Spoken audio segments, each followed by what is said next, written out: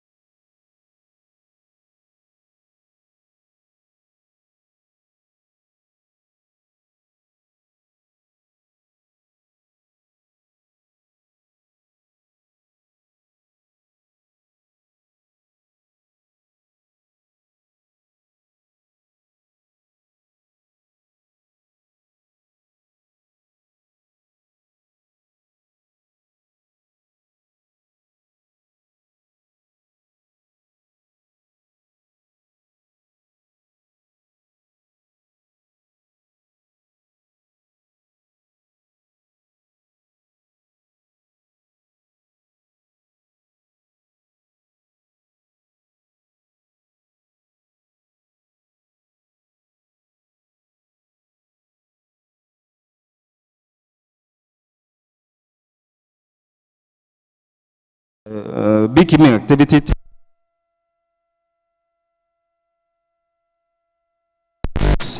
or open land, and we looked at what type of crops or economic activities do they do, and we found that they plant permanent trees if it's not in the forest, or they do slabs or even crops.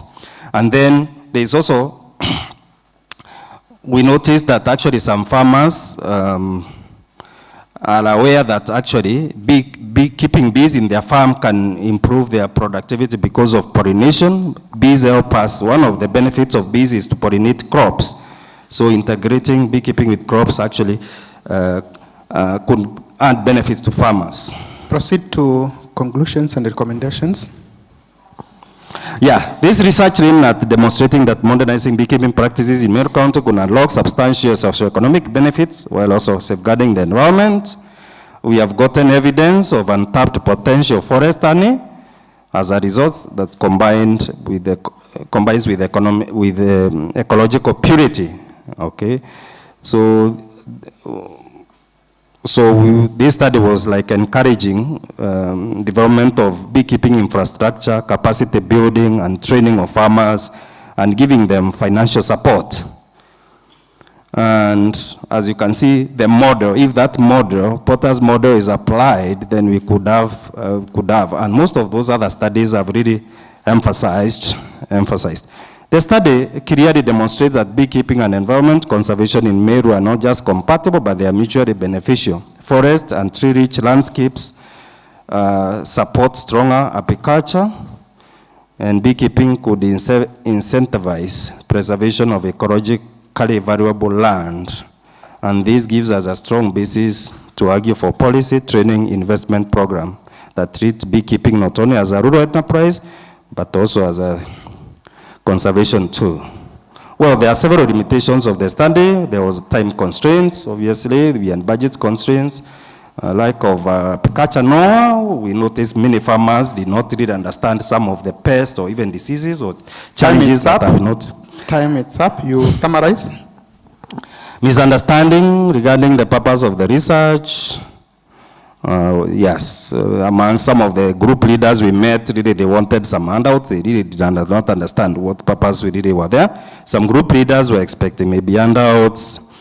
And also we noticed successful bee entrepreneurs were really could mistrust, or they were not really open. I know some of very successful farmers we could not even interview because they thought maybe we could be tax collection agents, or we could be competitors, spying, or something like that. So it's up.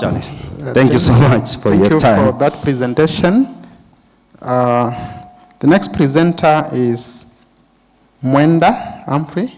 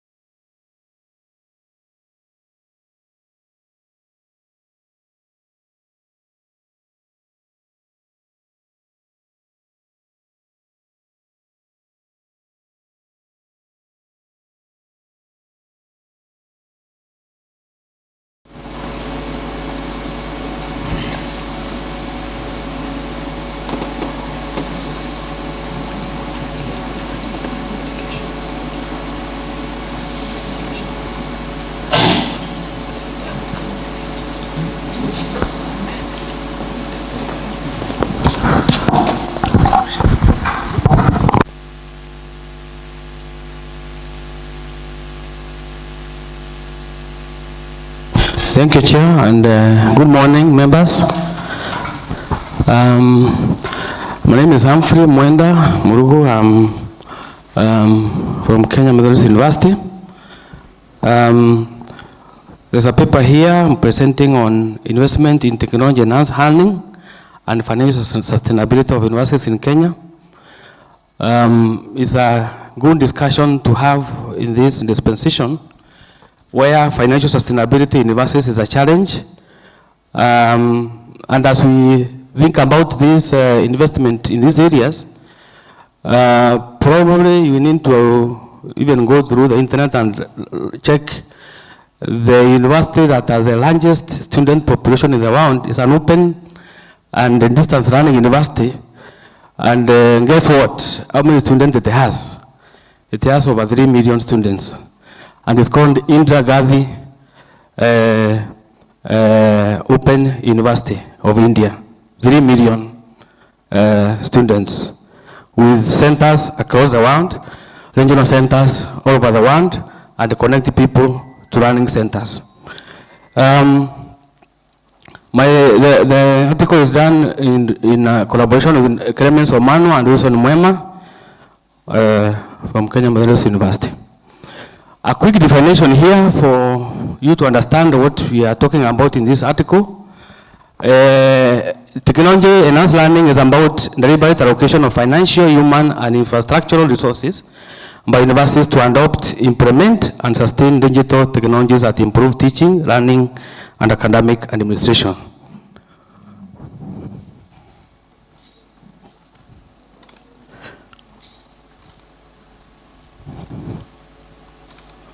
I need the help. It's not moving downwards.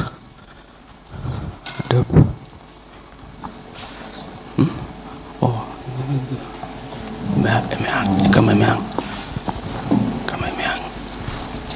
yes.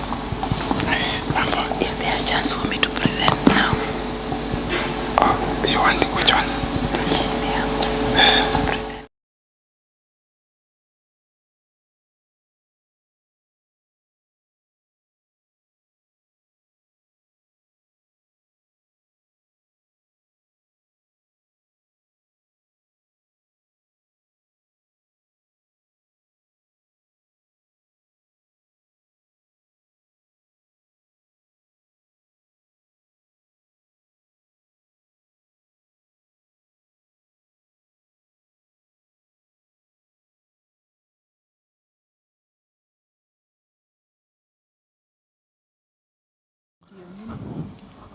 So, a quick introduction here. There's a lot of involvement of higher education in the country, and as I said, we have to implement the technology enhanced learning capabilities to improve teaching, learning, and institutional capability. According to OECD 2021, the global higher education sector is undergoing a digital transformation accelerated by technological advancement and the need for sustainable economic delivery models. The problem statement here, as I said initially, is that the pressure on universities now is sustaining themselves, reducing competition for government public universities. For private universities, of course, the challenge has been the draw of students and government-sponsored students from private universities, and the declining student enrollment and operational costs have been quite challenge, amid declining funding from the government.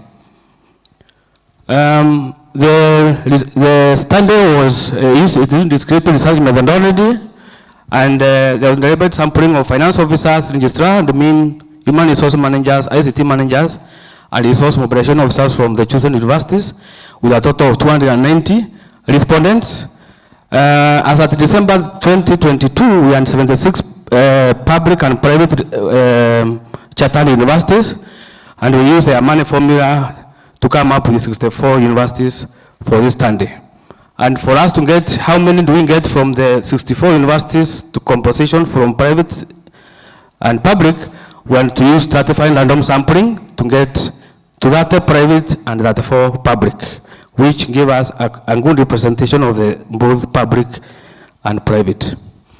On descriptive analysis here, we have a number of components here where we sought to get views from the senior managers in these universities, and they feel that there is significant investment in modern learning systems, LMS, at 72.6% agreeing.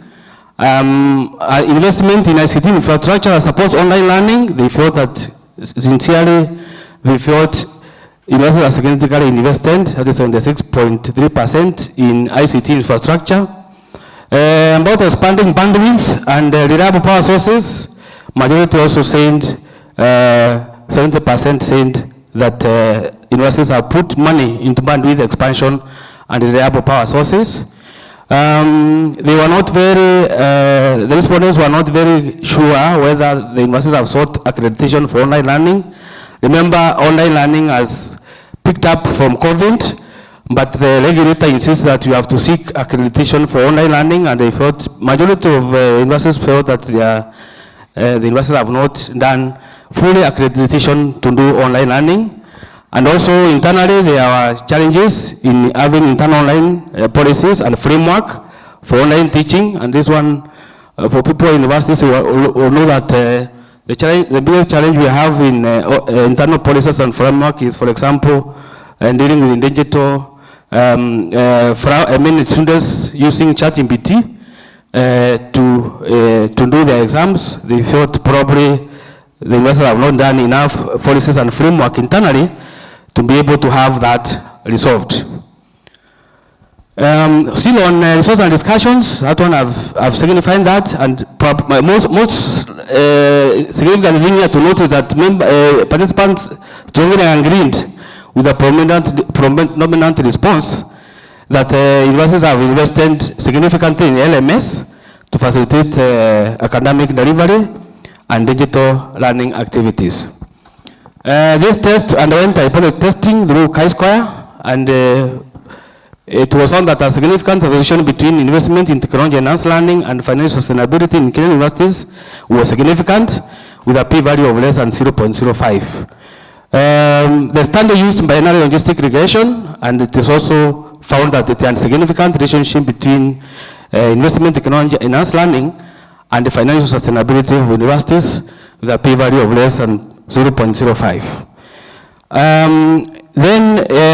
On binary logistic still, regression analysis showed that the universities that have embraced investment in technology enhanced learning, they are 6.343 times more likely to achieve financial sustainability if you compare to the ones that have not, sorry, I think that's a typo there, that have not enhanced financial sustainability enhanced learning. Then this is still very significant. It's just showing a graphical representation of what I have talked about. The strong correlation was there with a p-value of less than 0.05 between the two, the investment in technology enhanced learning and financial sustainability. And I demonstrated there that if there is adequate technology enhanced learning practices in a university, then the universities are likely to be 6.34 times more likely to attain financial stability compared to the universities that do not have financial, do not have investment in technology enhanced learning. And that is very significant for this study. When you look at the R-square, which measures the relationship between the strength of the variable, it means that investment in technology enhanced learning experience 66.6% of the variation on the dependent variable, which is the financial sustainability. In other words, it is a significant predictor of financial sustainability in the sense that it is high at 66.6%. In other words, universities must have a blend of many other factors to be able to attain financial sustainability. Remember, even if universities invested in technology enhanced learning without enhancing other areas, then it means they will not attain financial sustainability. Proceed to conclusion and yeah, but it's a significant. So just to mention that this one being a standard to check financial sustainability, it was important to print the descriptive analysis findings on secondary and data analysis, which utilized financial health ratios like net worth, net profit, and debt ratios, debt to capital ratios, and so on. I'm not going to details of that. The conclusion is that there's a strong statistical relationship between investment in technology enhanced learning and the financial sustainability of universities in Kenya at 5% interval level, and of course, incident to the injection of null hypothesis. The results also show that if university managers invested in the TEL, then they would achieve financial sustainability. The combination for university administrators, the fact that there is positive influence, as demonstrated in this study, on TEL and on financial sustainability, they should prioritize and strengthen investment in technology enhanced learning tools. This means putting more money into ICT infrastructure and strategically allocating resources to enhance online virtual learning, and that one has been supported by this study. managers should also consider interplay of this investment in T-health strategy with other factors to potentially optimize financial sustainability. For further research, could we need some maybe future studies could look at comparative studies to check the effectiveness of investment in technology and enhanced learning for public and private. That is would be a good comparative study to see whether is public have invested more and more efficient, whether private have done better in that area, and what is the effect on their sustainability. Then, of course, the study focus on private and public universities, which a study could looking at education institutions like TVET and middle level colleges. That is all. Thank you, Chair. Thank you. Thank you for that presentation. I now open the floor to the audience. Questions to the three presenters.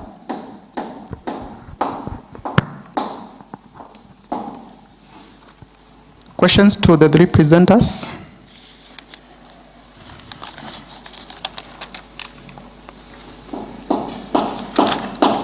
I don't know whether Mutevia is around. Oh, just give the mic to Dr.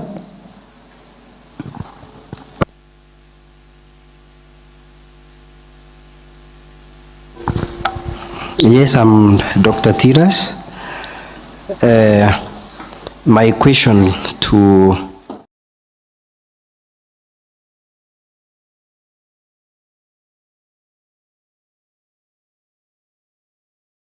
pioneership on environmental conservation.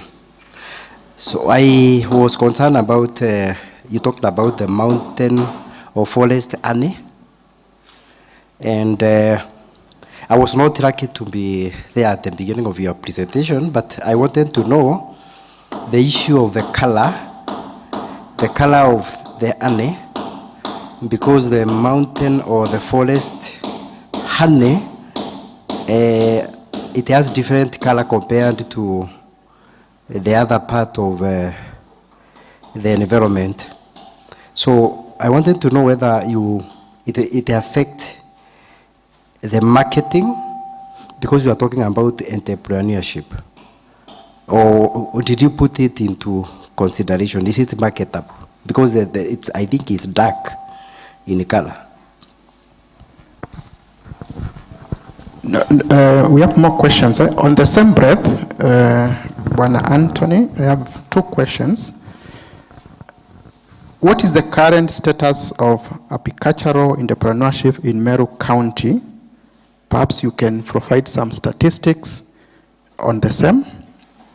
Then another question, which regions or wards within Meru County are mostly active in that specific agricultural business? I have a question for Humphrey, wondering how you chose your sample, and can that study be generalized to your population, the other population?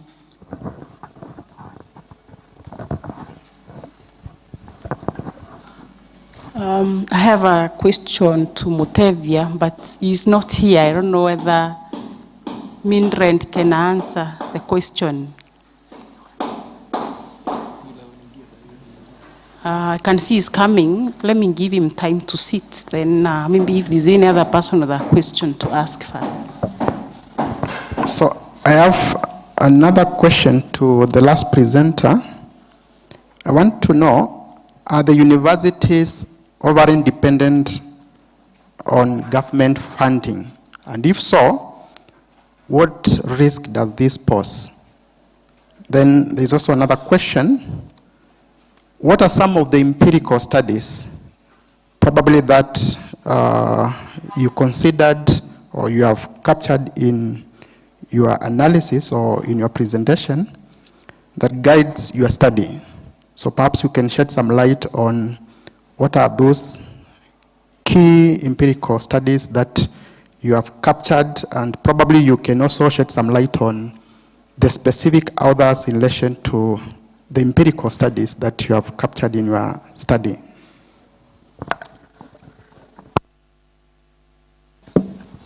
Mutevi, I have a question for you. I've listened to your very good presentation, and I was thinking about record keeping in the courts, and because you've given very good recommendations from your study, how would you ensure that these recommendations reach the courts so that our documents, our records are safe? And also for the implementations you've mentioned, I think if this reaches them, we will be safe. How would you ensure this is achieved? I also have a question for Paul, kindly, Chair. These are good. I have a question for Paul. I listened to your presentation. In your conclusion, there were some recommendations you made, especially about the budgetary allocation. I am not sure how, maybe in your research, what is the level of the budgetary allocation, because it all starts from there. We talk about training, digitizing, and all that, and it all boils down to budgetary allocation. I am not sure so far the level of budgetary allocation, because this affects many institutions, Mary University included, and also what is the level of understanding of the importance of the records management division within the court. Thank you.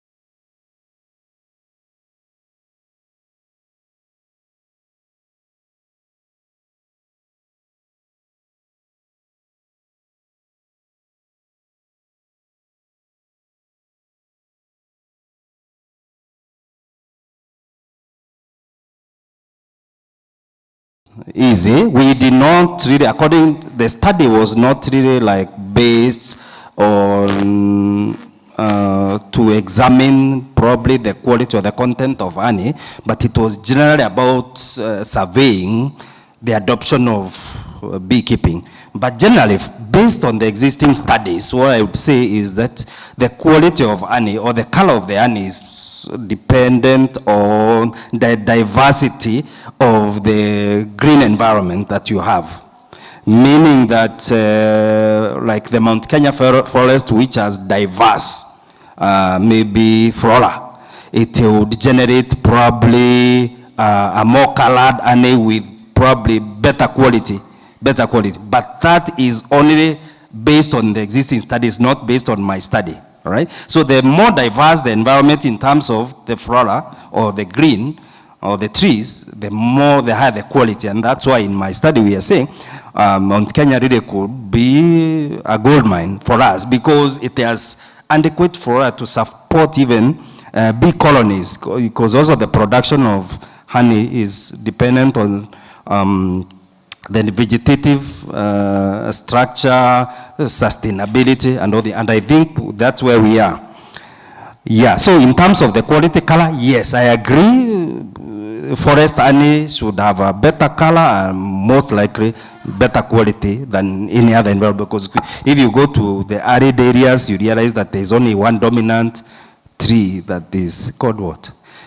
Cactus, I think, something like that. Mostly, if you go to Isiolo, Makueni, not Makueni, Mwingi, the honey that comes from that area, you always have a scent, a unique scent that is just a reflection of what is in that environment. But if you go to forest honey, you'll get this, it's a mixture of something. Okay, so be brief. The current status, the other question was the current status or statistics. This was an exploratory study. There is no existing database about beekeepers in Meru County. Nobody keeps. There are no cooperatives, there are no centers, there is nothing. So this study generally was to explore what really exists, and you can imagine we are going down to get one by one. Who keeps? We don't know. Okay, so it is difficult for me to tell the current state. But based on the data that I have, most of the beekeeping activities on the lower side, Imenti Central on the lower side, people in the lower side is more arid or it's more warm, that is keep bees. We have also forest beekeepers. We have forest beekeepers who are normally grouped. In forest beekeeping, we noticed mostly they do beekeeping they have groups, but here on the lower sides, they are individuals. So which sub-county, it is too early to say. This research is a continuing one. We are yet to do. We are yet to come to that. We cannot establish, because I think the individuals we've really sampled will not be enough for us to make a decision about who are the prominent beekeepers in Meru County. Thank you for that response. Can you take the mic to Mwenda Humphrey?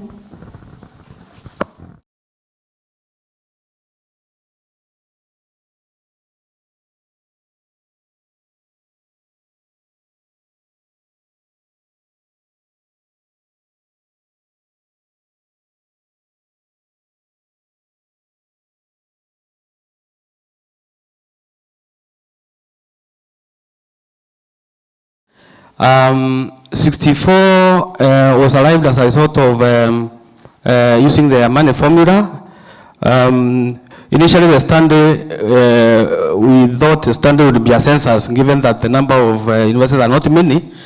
But the proponents of research said, no, you must do a sample. You can't do a census. So we went for a money formula determination to get 64 universities. Then the other question was, can this standard be generalized into other areas? Any institution or any department or any learning center that seeks to increase numbers in the current digital transformation era must use technology-enhanced learning, must invest. Because the issue here is invest. You must put significant funding and resources into technology-enhanced learning to enhance the numbers. Remember when I started my discussion, I said the largest university in the world, which is an open and distance learning university, has over 3 million students across the world. That tells you the future is in the digital transformation that is in place for educational institutions to take advantage and put investment in these technology-enhanced areas. The other question was, are universities only dependent on government funding? The study, the literature review and the critical review that I've come across shows high dependence on government capitation for public universities. And that means universities have been slow in looking for alternative ways of growing revenues. And I think for the last 2 years, 2 to 3 years, the public universities have really looked at what other areas can they enhance their numbers. Remember, the universities have to be creative in putting money that they have at their disposal, so that funding they are getting from government can help them to be sustainable. For example, investment in this technology enhancement means the numbers will not be limited to the physical capacity of Meru University or Science and Technology. The students will learn from Uganda, Tanzania, across borders without putting pressure on the academic infrastructure physically. Mwenda, please be brief. Yes. Be brief So, with your response. Yeah, so I think the other question was what are the empirical standards? There are quite a number of empirical standards which are a bit recent from 2020. Odhiambo and Omwega 2022. We need influence on e-learning platforms on cost efficiency in public universities. Ndirango and Mungai year 2020 also did adoption of digital technologies and institutional resilience in Kenyan universities. Chariot and others in year 2021 also did a study on online learning and financial performance of universities in Kenya. So there are quite recent empirical studies that have been quoted in this study. Thank you. Thank you for that response. Maybe two.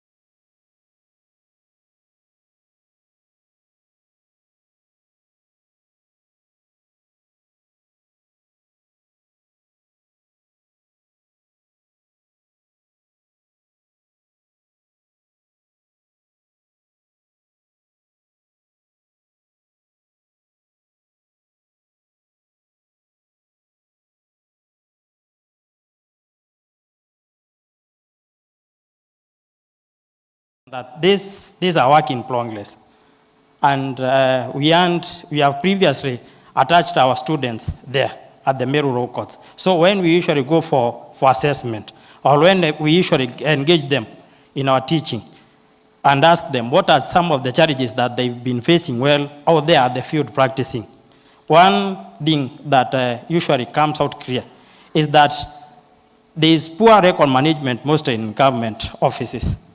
Then I was specifically narrowed it down to Meru Row Courts is because we wanted to like pilot with, take a case study. Because of course we know that whatever happens at Meru Row Courts is whatever happens at Isiolo Row Courts. Thank you. Thank you for that response.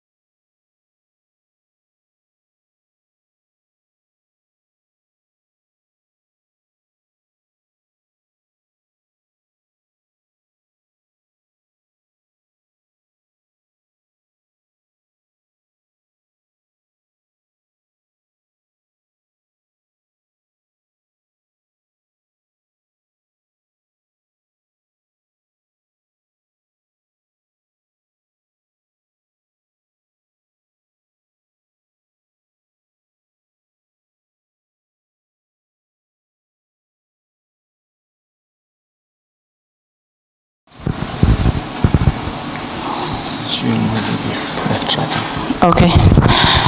Good morning, everybody. My name is Dr. School of Education, Meru University of Science and Technology. Today I bring to you a paper that I have done together with Professor Hannah Gibson of the University of Essex as an editor for this paper. And the paper is about transitivity in courtroom interpretation, and we are using the Luo as to give us insights into the context. And this is about interpretation, which is basically verbal translation from one language to another. So we're using the Luo to give us an example of what happens when a speaker in the courtroom does not understand the courtroom language and has to be interpreted into the language that he or she understands.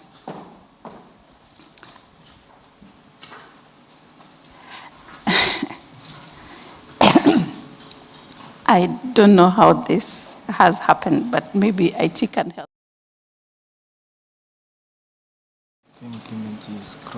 Image sasa now, what do we do? You put Vanye. I hope you have paused your timer.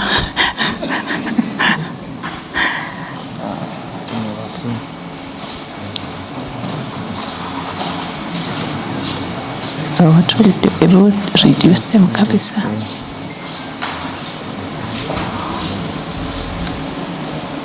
But that's not for all the slides. Is that the same for all slides? I'm wondering because in my laptop it looks fine. But this is the same thing. Okay. The problem is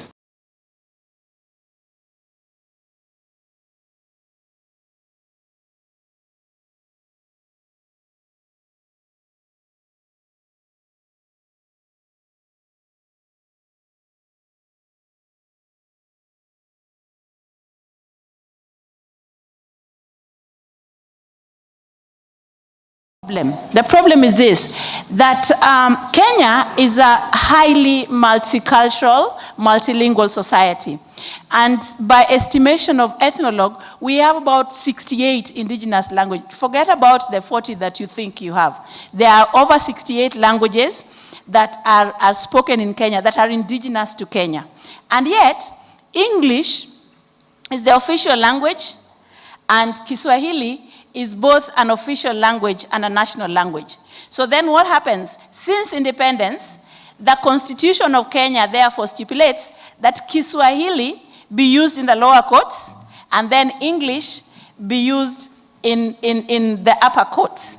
But now, what ends up happening is that there are people who neither speak English nor speak Kiswahili.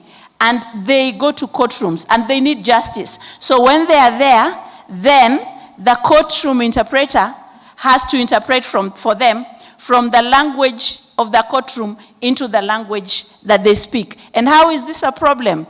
A lot is lost in translation. And yet, a courtroom is a place where justice is given. So then, if there's a misinterpretation, even slightly, then the fear is that justice is not really going to be served as it should be.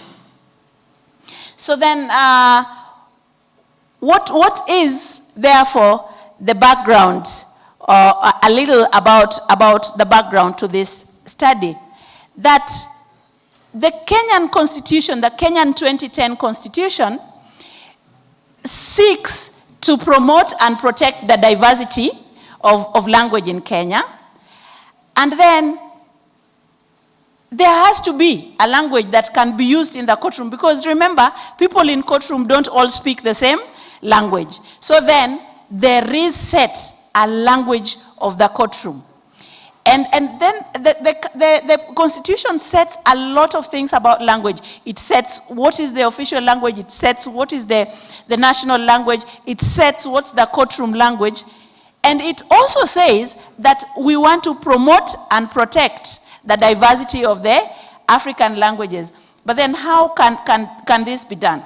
And then something a little about the Luo language. Now, the Luo language is spoken by mostly in Kenya by the Luo people of the Nyanza province. And of course, there's other Luos in northern Tanzania. And that's approximately 5 million the Luo speakers. And the Luo has two major dialects. There's the Trans-Yala dialect, and then there's the South Nyanza dialect.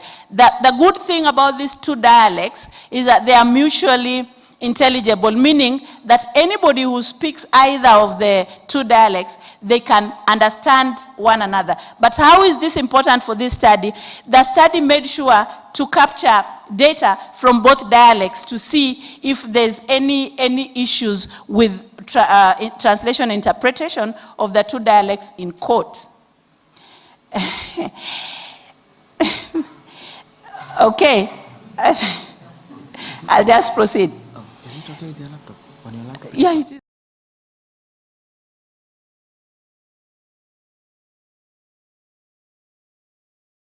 The findings of the study? Okay, the findings of this, let me just use the laptop there because I have to check. But this study found out that indeed, when courtroom interpreters, when they interpret in the courtroom, they make some slight changes. For example, they want to explain what the person has said, which is not probably acceptable. And in explaining, they end up adding their own words, and then when they add their own words, of course, a lot is lost. Some other thing that also happens within the courtroom that we found out is this, that the courtroom interpreter is not only interpreting. The courtroom interpreter has a lot of other activities they are doing. They are looking at files, they are reading the next case. So in the process, they're not really concentrating much on what they are doing. And in retrospect now, there's chances of making mistakes as they do that. So then, what did we then decide to do with that?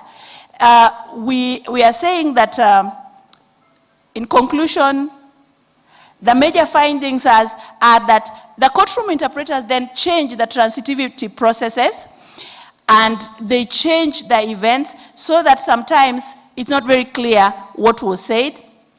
Then they also end up changing the meaning sometimes of what was given. At other times, they change it so that it's so vague. It is not clear, it's not very clear what was said by the person who was speaking. Sometimes they modify.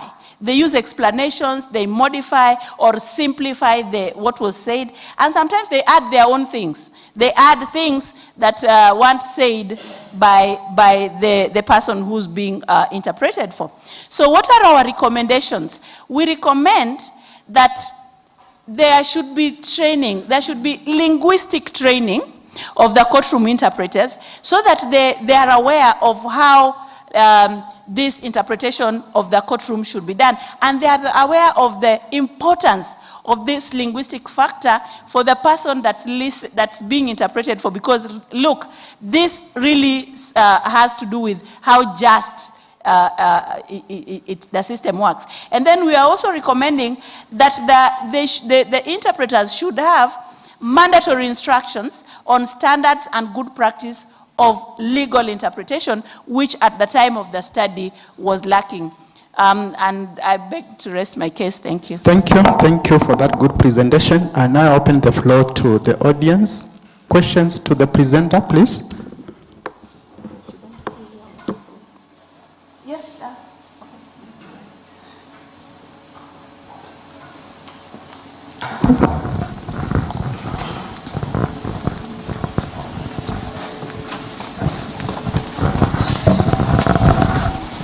A simple question, Daktari.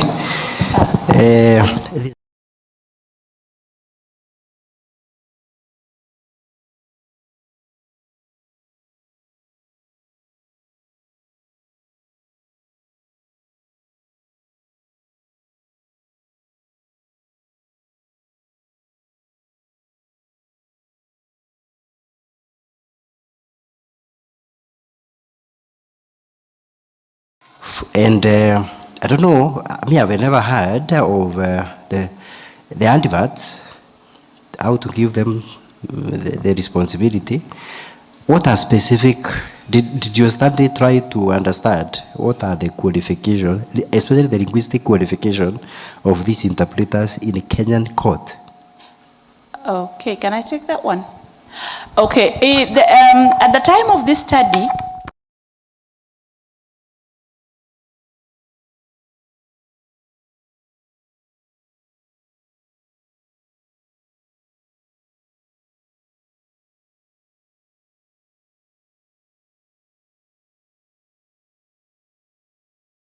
another just by the fact that you speak your mother tongue. If, for example, I was to be asked to interpret from the Luo to English, I think I'd have a problem. So it's a big problem, and there's really no linguistic qualification at all. You're just employed by the fact that, and in fact, you are not even an interpreter, you are a court clerk. So this interpretation is an additional job that doesn't even earn you anything anyway. So how loyal can you be to this job that is just thrown at you because you're working at the court? But now there's been a bit of changes, still not to the standard of having linguistic interpreters in the Kenyan courtrooms, which a sad case, a person has been jailed for wrong interpretation and is rotting somewhere. Somebody said not guilty and they said guilty, and this is really bad. Yeah. Dr. thank you.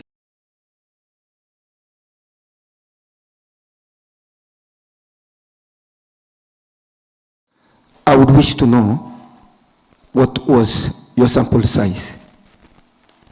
Yes, thank you. What we did was an analysis of text, and the courtrooms in the Luo Nyanza were used. And probably somebody's wondering why the Luo and not maybe Kimeru and not. Now, if the researcher is the Luo speaker, so we are trying to avoid the problem of, again, being translated for, and then now having the same problem of somebody mistranslated for you. So we needed to have what you understand best and be able to determine what was said and what was interpreted, because the researcher spoke all the three languages, Swahili, English, and the Luo. But the courtroom, all the courtrooms of Luo Nyanza were used, and the judiciary was kind enough to give permission for recording. So there's a lot of recording, which is really a good data set that anybody else who wants to have the same can have. It's a free data set that was used. And then, of course, we used linguistic tools and we did thematic analysis of what was lost. And there's a lot of it. This is just a section of what was done. Yeah, so the courtrooms were used, and actually very good because we were allowed to literally tape, listen to, and go and analyze the data.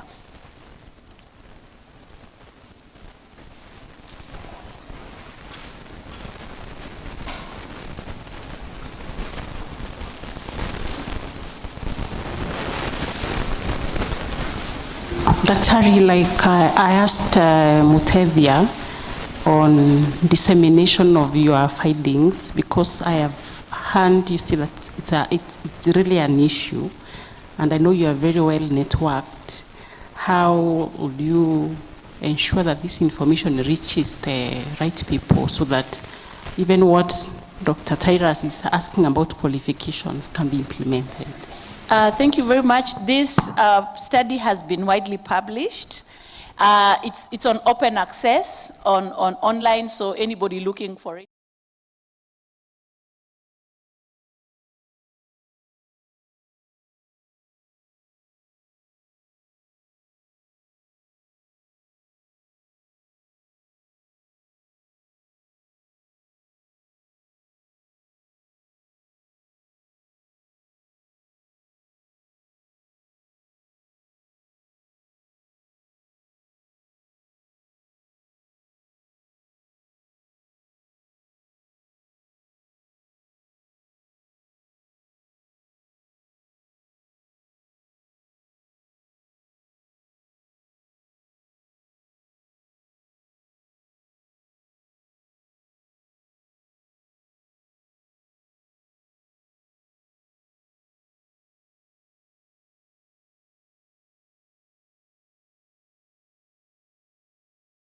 And this is something the judiciary can take advantage of.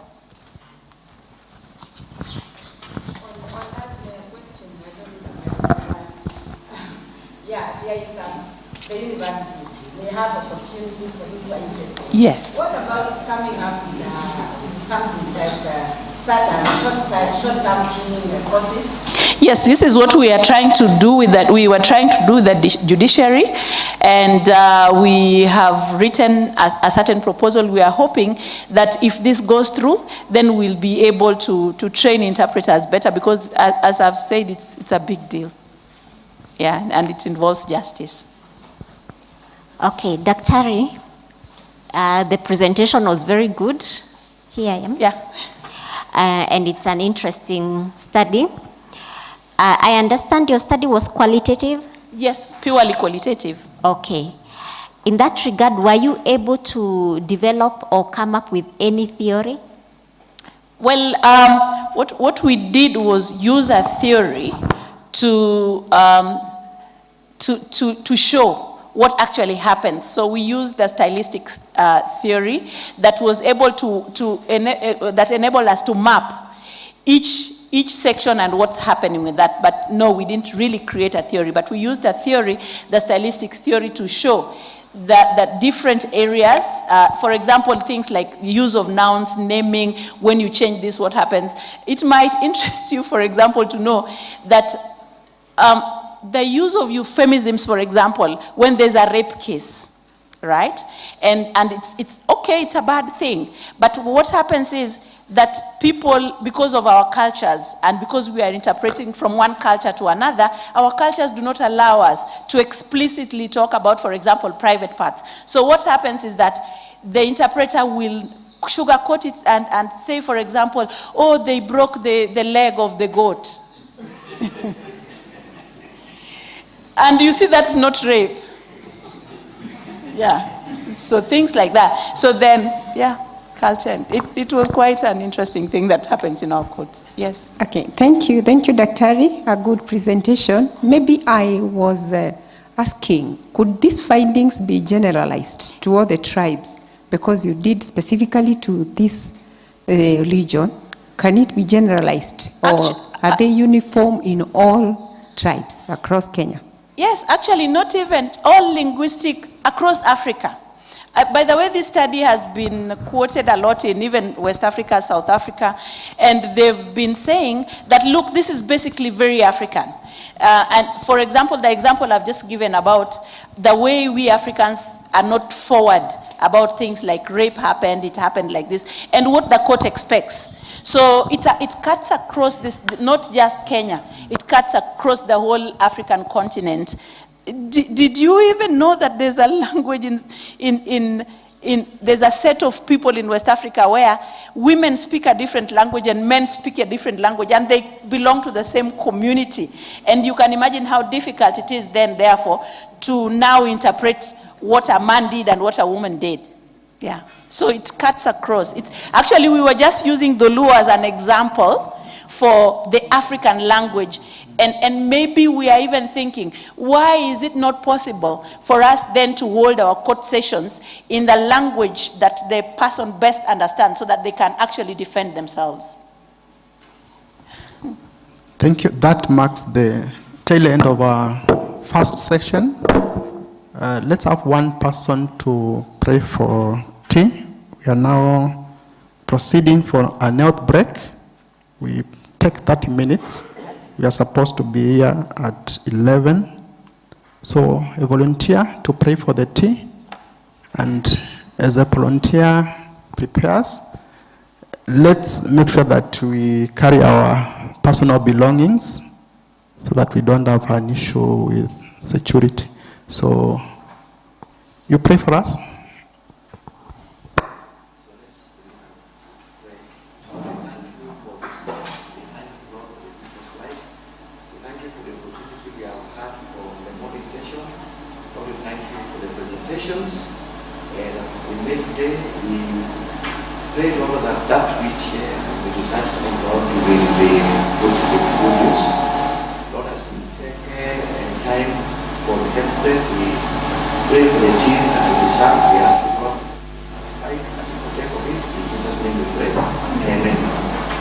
Thank you. Let's be here at 11.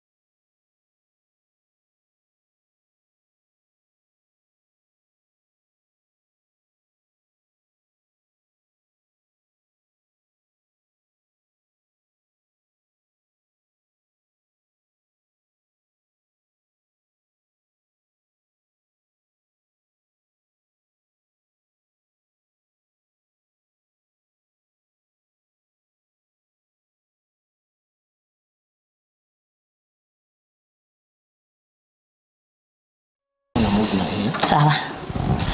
Okay, good morning everybody. My name is Mildred Mwendwa and my co-author is Paul Mutethia. I'm here to present a topic titled Leveraging Vernacular Media for Cancer Prevention Promotion in Culturally Diverse Communities. And just to give a brief introduction is that I'm focusing on cancer. We all know that cancer for sure remains to be a leading cause of morbidity and mortality globally, with unbalanced impacts in low and middle income countries where access to health care and health information is often limited. We have different types of cancers. We have cancer, breast cancer, we have cervical, we have prostate, among others. And according to the World Health Organization, that is 2022, we note that cancer accounts for approximately 10 million deaths annually, with a disproportionate burden in low and middle income countries due to weak health systems. There is also the aspect of late stage diagnosis and limited access to health information. Now, why vernacular media and what is vernacular media? When we talk of vernacular media, we are referring to the communication platforms that operate in local languages and are deeply embedded in the community culture. This could include things to do with the local language radio. That is why we have Kinakas FM, Kinameru FM, and the likes. We have the community television. We have the grassroots newspapers or publications, the digital platforms which are formed in vernacular to include WhatsApp groups, YouTube channels, and many others that really tailor the information to specific ethnic regional populations. Thomas Basu and Clark 2018 argue that information must be localized and simplified for effective dissemination. That is why we are trying to check whether vernacular media would be of any help to try and combat the cancer that we are talking about. When we talk of vernacular media is where journalists, reporters, or media practitioners utilize relatable metaphors, things that are relating or resonating with the audience, the proverbs, the real-life testimonies, and the call-in segments where people just call to say maybe that they are survivors of cancer, maybe they went to hospital and they were diagnosed at a very early stage, which was able to contain that particular disease. Now, my statement of the problem is that cancer prevention efforts in low and middle income countries like Kenya are hindered by ineffective health communication strategies. And most campaigns use biomedical language and dominant national languages, which fail to connect with the diverse communities. And as a result of this, then public awareness of cancer remains quite low, myths and misinformation persist, and there's growing mistrust of formal health systems. That is according to the World Health Organization 2020. So basing on this particular problem, there is an urgent need for us to explore how culturally relevant and linguistically accessible platforms like the vernacular media could be of help to bridge this gap and promote cancer prevention. The main objective of this study was to explore the role of vernacular media, the ones that I've just mentioned, in enhancing public understanding and behavioral responses to cancer risks. This particular study or research was guided by the health belief model, which is a psychological framework developed to explain and predict health behaviors by focusing on individual beliefs and attitudes. It posed 3 different actions among individuals or people that interact with it, and the first one is one that tries to tackle the beliefs about the chances of getting the disease. When you hear about cancer, what is your belief about it? The other one is the belief about the seriousness of a condition and its consequences. Like we know, cancer kills. Cancer is really consuming so much resources while people are trying to seek for treatment and the likes.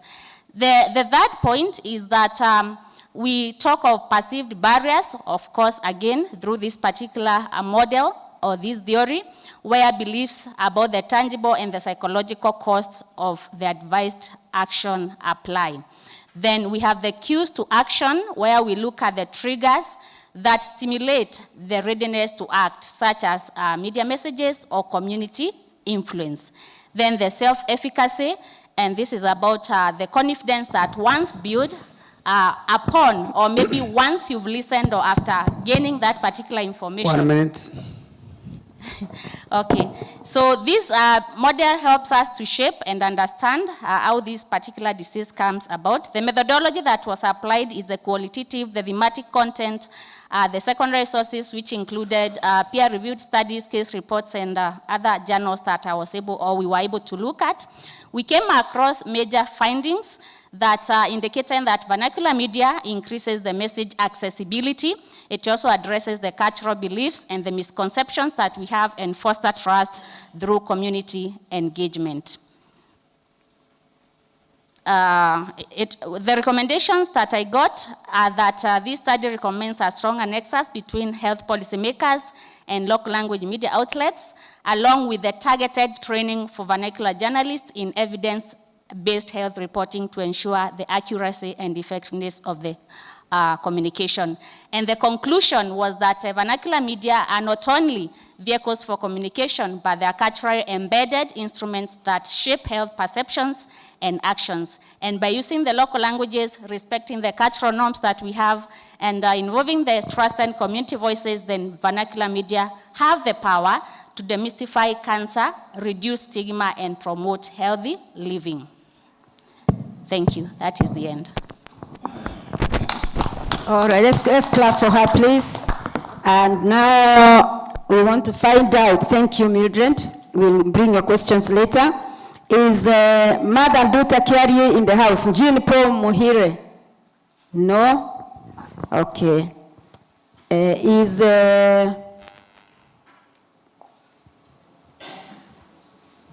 Eliphas?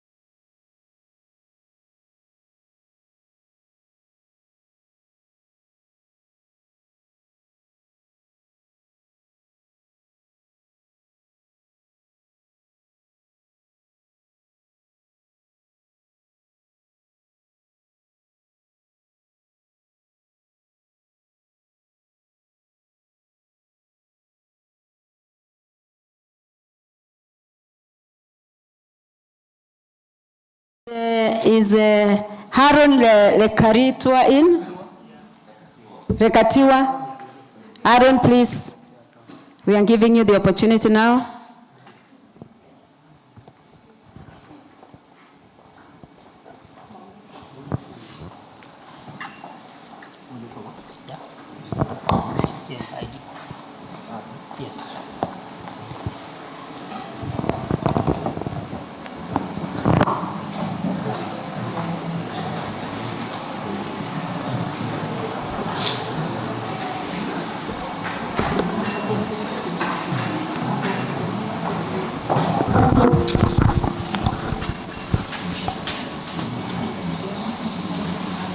If you are here, please, and you are giving a presentation, make sure that you send it to that address, sb@must.ac.ke, so that we avoid wasting time as we receive the presentations. So make sure you send your presentation early to sbe@must.ac.ke if you are here. Go right ahead, Haron. Thank you. Good morning. Haron Lakartiwa. I'm presenting a paper on camel milk value chain, development and human resource empowerment among pastoralist communities. When you see at the topic of the conference, it is directly related to the community empowerment. And of a long time, camel milk have been a very important aspect of pastoralist communities' livelihoods. And this one has really motivated me to venture and look into this one, because I felt there is a lot of gap, and especially when the benefit accrued to the communities is concerned. Camel milk is a very vital asset to the communities living in Asal counties, because not only because it's a source of food, but also in the recent years, it has emerged to be one of the economic sources of the community. It contributes to food security, income, diversification, as well as resilience to climate shocks. Because why climate shocks? Because the camel is one of the resilient animals, especially when the frequent droughts are concerned in Kenya. The camel milk value chain has evolved into commercial networks, linking the camel milk producers, the herders, or the pastoral communities into now the urban centers, the market globally, both in Kenya and globally. Also, on the problem of the statement, we have seen that there is a growing impact, or as well as a growing recommendations or literatures or writings or even other repositories on camel milk. But it stands a very major gap on exactly how the camel milk value chain is impacting on the human resources of the pastoralist communities. And that's why it is also a big motivation, because we really need to understand exactly how does the camel milk value chain impact on the livelihoods of the pastoral communities. There are several barriers which have really constrained the success of value chains among the pastoral communities, which includes the poor infrastructure, gender barriers, limited training opportunities, as well as fragmented policy interventions. On the objective of the paper was to synthesize evidence on the impact of camel milk value chain development among these communities. And the question was, as I said earlier, is how does the camel milk value chain empower the owners? On the literature and research gap, you find so many literatures have been done, so many researches, and we find in many researches there is evidence that camel milk, especially in commercialization, camel milk, hygiene, and the rest, they really have a very major positive impact on their lives and the living standards and the livelihoods of the pastoral communities.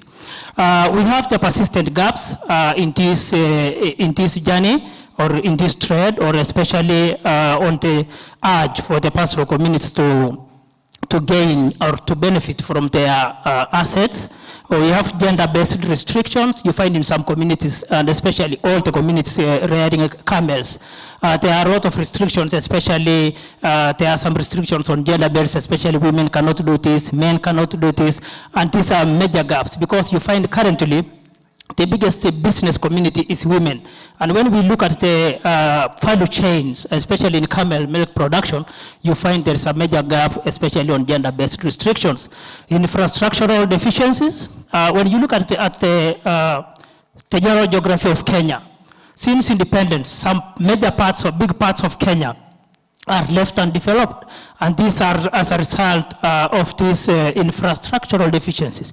If I have my milk in Wajir today, if I have my 1,000 liters maybe in North Horr today or in Baragoi today, I cannot benefit from all of them, because very little of this will reach the market in its quality and with its integrity. Also, short-term localized studies, which limited long-term assessments. In this I mean, the studies we do not disseminate to the fullest. We do not have structures to follow up and see how did our findings benefit, or how did the findings impacted to the intended objective. On the methodology, a systematic review approach was employed, to ensure that the impacts of camel milk value resource, human resource empowered through rigorously assessment and synthesis of the empirical reviews. On the sources of the data or the analyzed materials through Google Scholar, ResearchGate, university repositories ranging from 2000 to 2025, and also the inclusion criteria, only studies which are specific to camel milk value chains, and also reviewed articles, peer-reviewed articles, and also credible reports, because they really, I really wanted to get the critical information about this unique aspect. On the analysis, automatic synthesis using the critical appraisal skills program tool was used for quality assessment. 2 minutes to go. On the findings, you find the key findings, empowerment, gender empowerment. We also have skills development. We also have income generation and market barriers. These are the critical findings of the study. On the critical discussions and evaluations, we find as much as we are, or the community, or the partners, development partners, are struggling to ensure there is a benefit out of this. Interventions like capacity and income are very important, but generally they are dependent on donor fund. Like recently, when you see the Trump decisions, they really affected so many pastoral communities, especially when the donor funding through USAID are stopped. Also on socio-cultural norms, they still restrict our women in entering into this trade. On market instability and donor and poor logistics, they reduce long-term sustainability of the programs. And also most studies are on small scale, lack of longitudinal data. Longitudinal data is whereby we can be in a position to follow up and see the person in the far end of Kenya. How did it benefit and how is it developing or transiting from one part to another? Camel milk value chain can significantly empower human resources in the pastoral communities. Integrated efforts, that is technical, infrastructural, and cultural, are needed to sustain these gains. Also, holistic approaches can improve food security, income, and gender equality in asals of Kenya. Recommendations. We have recommendations for policy makers, which is the government, the NGOs, private sector, and researchers. Thank you. Thank you. Thank you. Thank you. Clap for him, please. Thank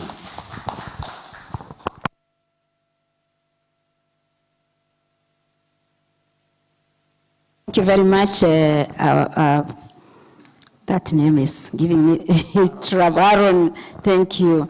So our next presenter then will be Joseph Gitari, if you are ready. And as he's coming to present, we'll ask Rosemary to get ready. You are the next presenter. Rosemary, you are the next presenter.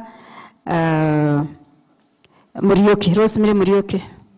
You are the next, so get ready. Make sure you have sent your presentation to sbe@must.ac.ke before that time comes. Thank you.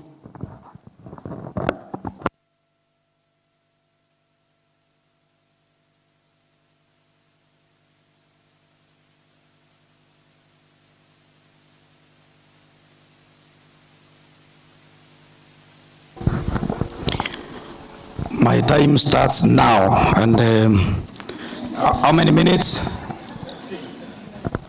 10, please. And you are wasting your time. Soon 1 minute is gone. Thank you. I am presenting a very emotive paper. That's why I was asking for 10 minutes on potential historical origins of tribalism in multi-party democracy in Africa. And I've done a comparative analysis of Kenya and Tanzania. Because the reason why I've done this is because of the interplay of ethnic politics that has been there in Africa, and in particular our country, Kenya. Owing to what was happening even this week, you can see the ethnic tensions that have been happening, and this is an origin that started a long time ago from independence. So you find that in the context of Kenya and Tanzania, they provide very two important states. Why? Because Kenya has continued to have political violence every time there is elections. So multi-party in Kenya was taken as ethnic mobilization. And therefore we have not been able to become a nation as a state. So we have stayed in our ethnic cocoons, as opposed to Tanzania that has always enjoyed national cohesion. So the two were very, very vital for me. Statement of the problem, I'm saying that the introduction of multi-party democracy in Africa in the early 1990s. Why in 1990s? Because, you know, from 1963 up to 1990s, the whole world of Africa was controlled by two blocks, two political blocks. The Western bloc led by USA and the Eastern bloc led by the Soviet Union. And then after the collapse of Soviet Union in 1990, African countries were forced now to go to democracy. And therefore, from there, instead of embracing democracy and develop a stable state, many African states started having violence and ethnicization and the political mobilization. And Kenya being one of them, which is very unfortunate. Therefore, objectives are four of them: to examine the impact of colonial legacies on the construction and pluralization of the ethnic identities in Kenya and Tanzania, to analyze the role of post-independence and nation-building strategies in shaping inter-ethnic relations, and to assess how the introduction of multi-party democracy influenced ethnic mobilization, and to conduct a comparative analysis between the two countries to compare between Kenya and Tanzania and see how the two countries relate. Then I had three political, theoretical frameworks. One is post-colonial theory. I will not dwell very much there. Social constructive theory and institutionalism theory. If I had time, I could be able to explain that. Then methodology, I used qualitative comparative and historical research, which we call CHA, not SHA. The approach means that the design was appropriate for exploring a long-term historical processes and drawing systematic comparisons between the two countries, that is Kenya and Tanzania. And the reason why we draw Kenya and Tanzania is because, one, they have a shared colonial historical history under the British. You know, Tanzania was formerly under the Germans, but after World War I, it was given to the Mandate states and later now given to British. So there is a lot of correlation between Kenya and Tanzania in terms of the colonial underpinnings. And therefore, the two countries have divergent post-independent political trajectories, and yet they had one colonial master. How come now that this difference is there? Why do we have different outcomes regarding tribalism and national cohesion, and yet the two countries and the same colonial master? That analysis, we used historical documents, academic literature, we interviewed NGOs and international reports, media sources, and also we interviewed political elites, because these are some of the people who bring these differences, especially in Kenya. That analysis, we had in three thematic areas: colonial ethnic structuring, nation building, multi-party transition, and pattern of ethnic inclusion or exclusion. And a cross-section of comparative matrix was developed to assess similarities and differences between Kenya and Tanzania. Validity and the reliability of this data is that I used triangulation of multiple sources: academic, historic, policy documents, etc. Why did we use this? There was ethical consideration. For example, we had informed consent from people or informants or people, especially political party leaders, who could give us the insight, and some of the information was very sensitive, but we kept their secrets. Then we come to sample size. We used about 432 respondents. Of course, I divided 200 from Kenya, 200 from Tanzania, and we also focus on groups like civil society, political parties, and of course, I used also documents and archives materials. Because I have 2 minutes left, let me go now to the conclusion and because I have no time, I have been told it's only 2 minutes. General findings is that ethnicity was politicized more overly in Kenya than in Tanzania due to structural and historical factors. 2, colonial and administrative frameworks were fundamental in creating ethnic consciousness, but post-colonial policies determined the extent to which tribalism shaped democratic practice. Also, political liberalization in both countries were offered different incentives for ethnic mobilization. For example, in Kenya, the elite who control actually how people think. You hear when one talks, people think like that person. So people have been tailored into following an elite leader instead of reasoning as a society, and that is a problem. In Kenya, elite competition fueling tribalism, but in Tanzania, it is centralized control discouraging ethnic-based competition. And let me move to final recommendations. Promote inclusive nation building policies so that the government, when they legislate, you know, there's a difference between legislating and implementing. Provide these nation building policies. Strengthen electoral and political party reforms. Institutionalize ethical equity in government, because the problem we have is lack of equity, and that is where tensions arise. Integrate historical education into civic curricula. Empower civil society and inter-ethnic dialogue. Like now where we are today, we need a dialogue as a nation to address the issue of the Gen Z revolution. We need a national dialogue. And finally, conduct further comparative research. Thank you. I think let me stop there. I wish I had time. Clap for him properly. Thank you very much. Thank you. We would like to know whether Luvasa is in the house. No.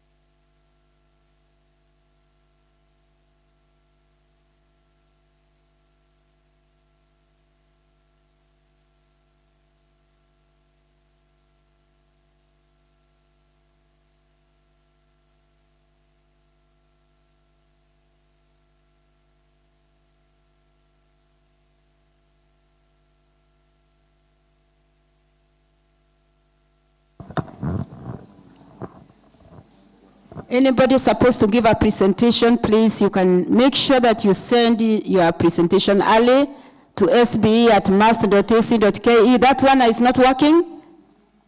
You are trying something, okay. So make sure that you send your presentation early enough so that you are not going to take time waiting for the presentations to come. And if you know you are presenting and you are supposed to present earlier in the day, please let us know whether you've come so that we know whether to slot you in or not. Thank you very much.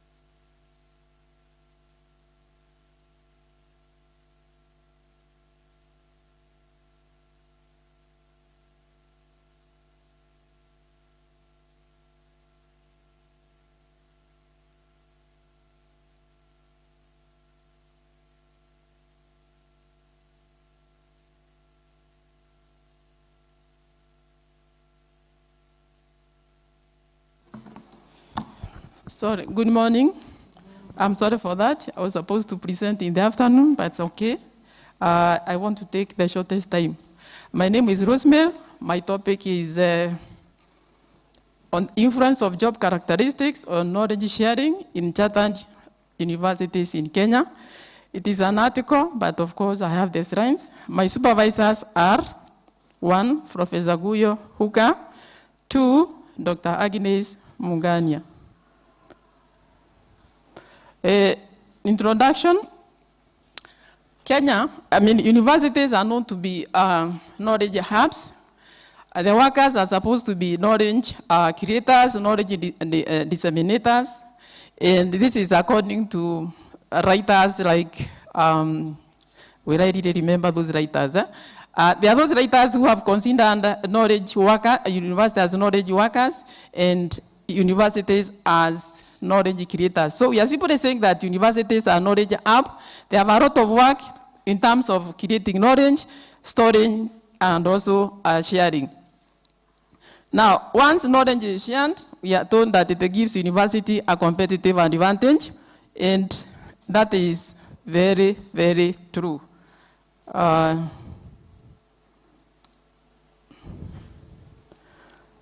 Excuse me. There is something happening here, sorry. So we go down. See, I go with this one down.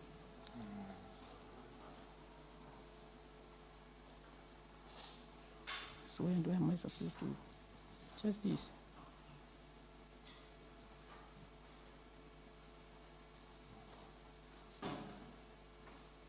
No, this is not the strengths. These are not the strengths. These are not the strengths.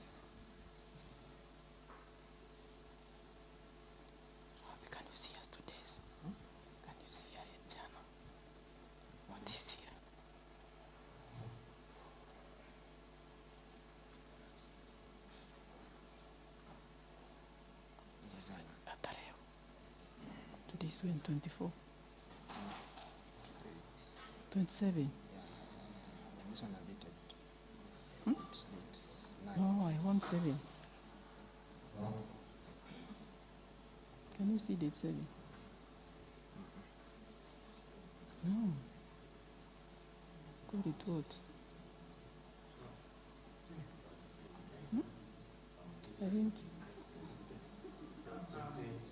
I think I need to sort myself. What we can do, it's fairly short, about 5 minutes.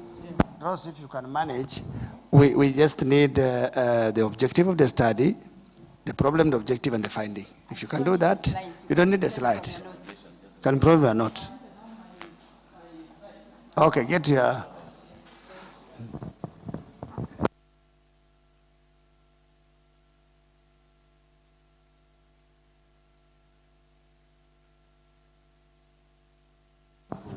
Please, any new presenters register? Okay. Nata what wamekuja. Statement.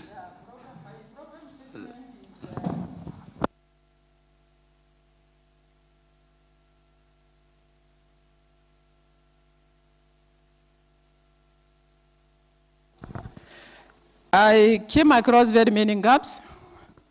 I've seen that my topic is on influence of job characteristics on knowledge sharing in Kenyan University.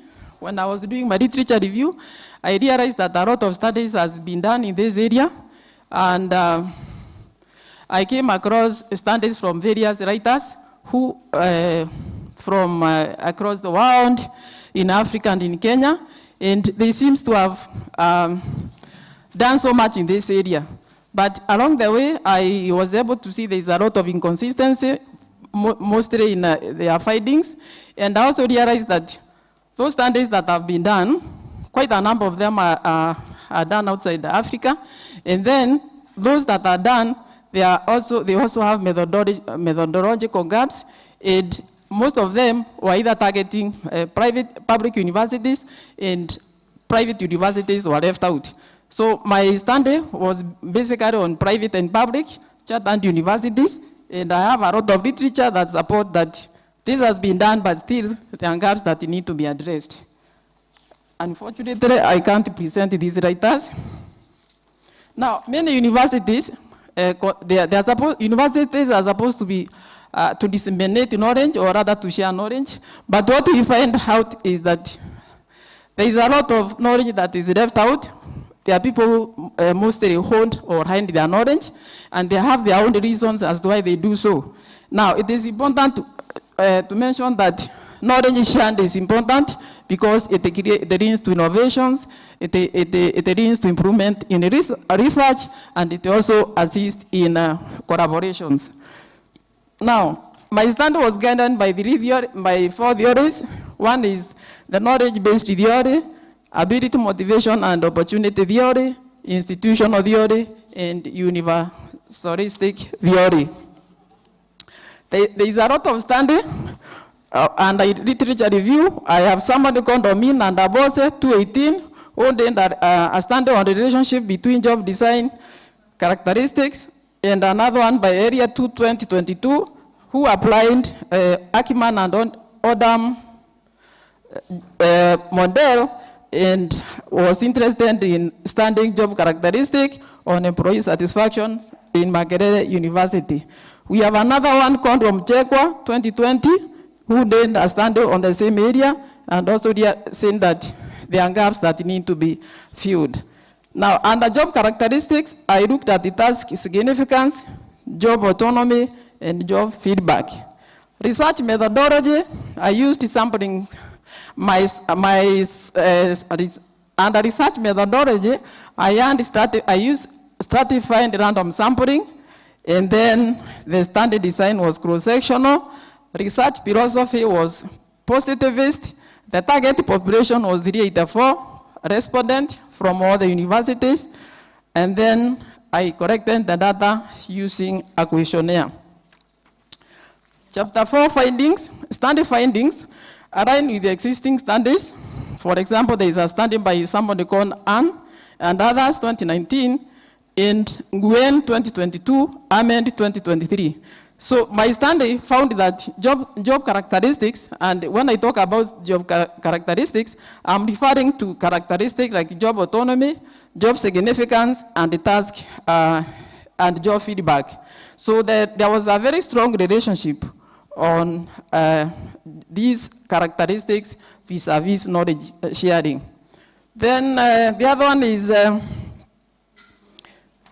Under discussions, there was positive correlation between job characteristics and knowledge sharing, and this was important because it validated the model of Ackman and Hondam, which talks about the job characteristics. There was also positive correlation between desirable job characteristics and knowledge sharing. And a conclusion, I have this one. And a conclusion, I have summary conclusion and recommendation that is in chapter 5.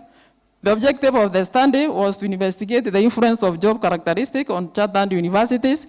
Findings denote a very strong correlation between these two variables.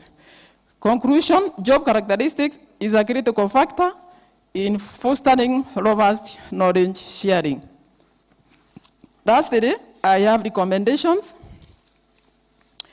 My recommendations were, universities need to increase task significance. 2, we need to grant faculty and teaching staff great autonomy as far as their jobs are concerned. And then there is also need to improve on feedback mechanism so that workers can be vibrant in sharing knowledge. That is the end of my presentation, but I'm a bit harassed. Thank you. You can take your seat. We have one more presenter before we take questions. That is Carmini Angela Daktari. You are the next one.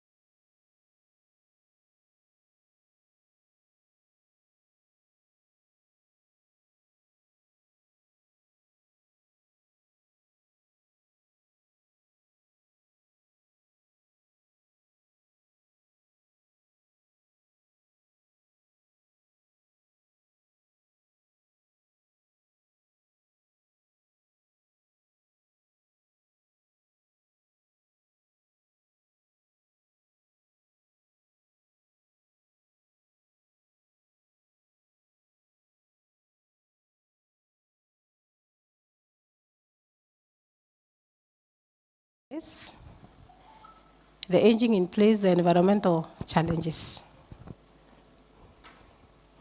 So this is a study that was part of my master's program, which I did in the University of Southampton as a Commonwealth scholarship.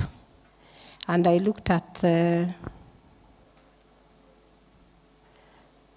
number of, I need to start with the definition of terms.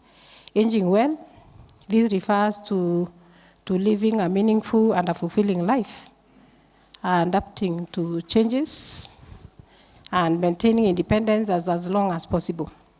So it emphasizes on the quality of life in a number of dimensions, including emotional, social, cognitive, and everything else. Aging in place refers to the ability for older persons to continue living in their own homes. You live in your own home, in your own community where you feel you are safe, you are independent, and you are comfortable as long as it takes. So this concept is highly preferred by a vast majority of people who are aging. They prefer to age in place. Whereas aging in the rural area, going by what is referred to as aging in place, therefore refers to the process by which individuals grow older while living in an urban setting that is influenced by cultural, socio-economic, and environmental factors unique to the rural community. So statistics show that most of the population of the aged people prefer to live in the rural area, like I've said. But before then, the population of people who are aging is rising after every other year.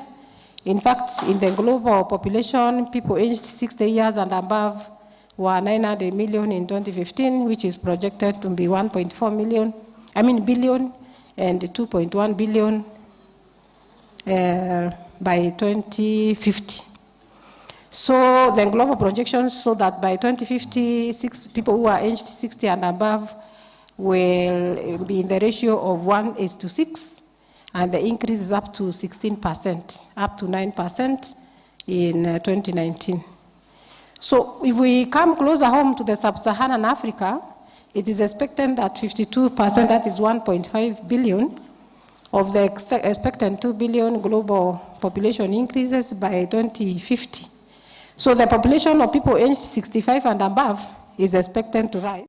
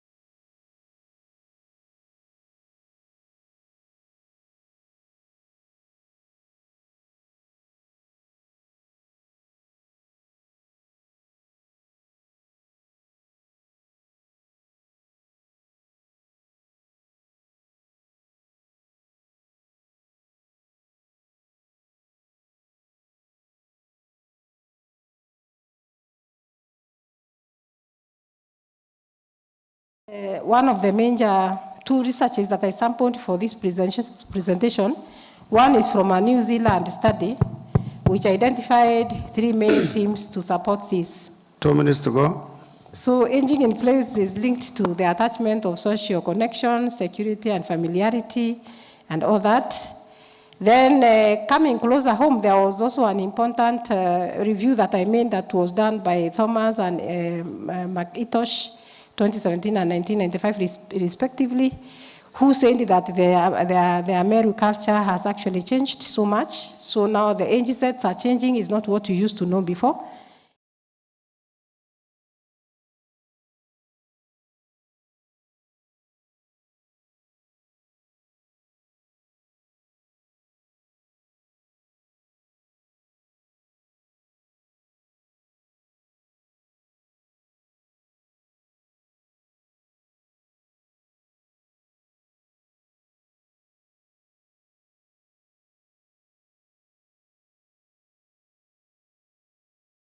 I used the design was a case study approach because I identified Tigania West as my study area, Tigania West in Meru County, because I figured out from the information I get from the population census that Tigania West is one of the areas which is basically rural. There is no town that has been identified in the census population to show there is a town within Tigania.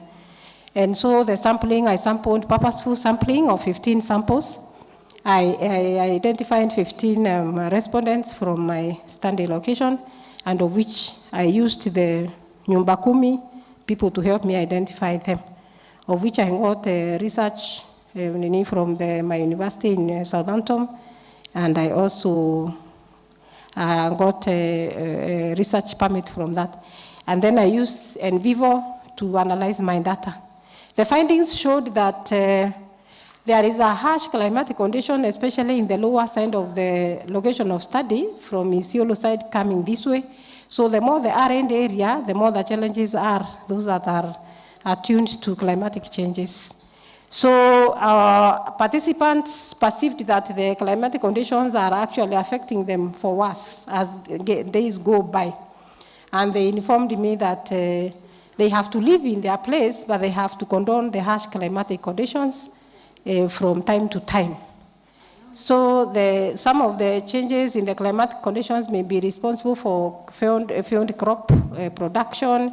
And one of the participant number 5, informed me that because of the vegetation that has been removed from the surrounding areas, those who may know this Tigania West area, there is a place we call Matero, and the Nyambene Hills, they decried the fact that those areas have been destroyed, and so the climatic conditions are becoming worse for them. So I also got some information from a participant who was participant number 3, who said that sometimes when the rivers grow, there is a lot of rainfall, they are not able to cross the river to the other direction. So they are then cornered. They are cornered, they have to remain in one particular place for a prolonged period of time. There was a lot more that I got from this interesting study, but my conclusion is that majority of the participants prefer to age where they are, that is aging in place, except 10%, that is actually one participant, who told me that he regrets that he did not move to town. The rest were very comfortable staying where they are in spite of the challenges that they were facing. So this paper is basically to create awareness, maybe to the policy makers, that something like this is happening, that something should be done. I was not able to find out exactly what their views were on how to help out in this situation. But it is true, people are aging in places and they are experiencing many other myriad of challenges, including the environmental challenges. And so that is what I came to present today. Thank you very much. Thank you, Director. Clap for her, please. Yeah, thank you.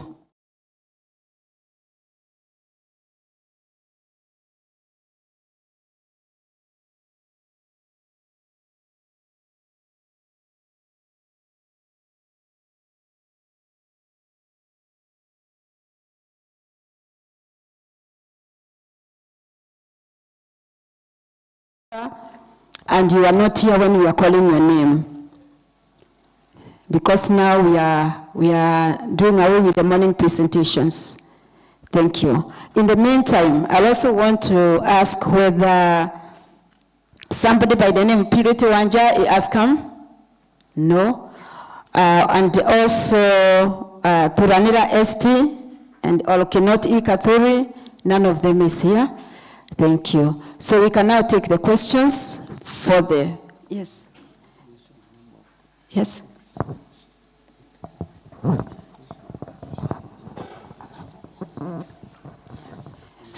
So you ask your question, please direct it to the presenter.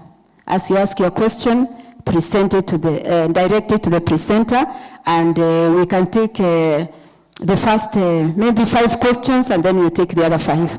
Thank you. We are going to start with our colleague here. Yeah.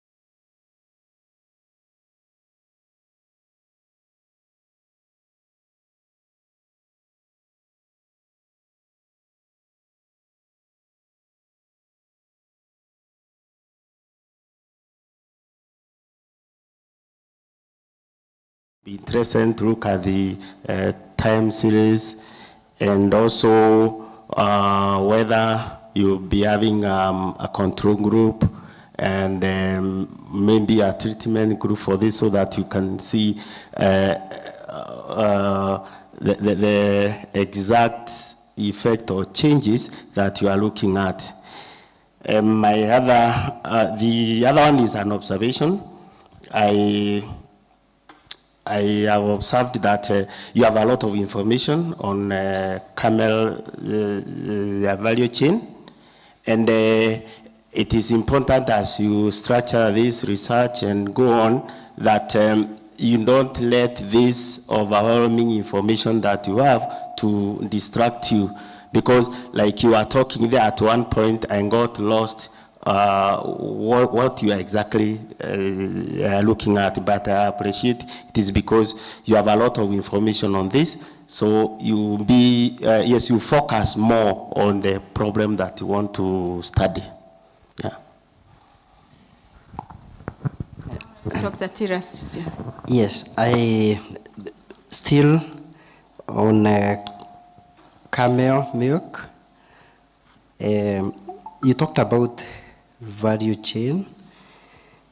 I wondered whether, in other livestock like cows, and the people have organized themselves into cooperatives. So I wonder whether when you are doing your study, the camel farmers, they have organized themselves into cooperatives, because now to do value chain, it becomes difficult for individuals. To Gitare, Dr. Gitare, you are comparing Kenya and Tanzania. So I expected to hear as a linguist the role of Kiswahili in making Tanzania a bit compact, united. I expected that. I don't know whether you also looked at how they use language as a uniting factor. Then you also did a statement that was quite funny.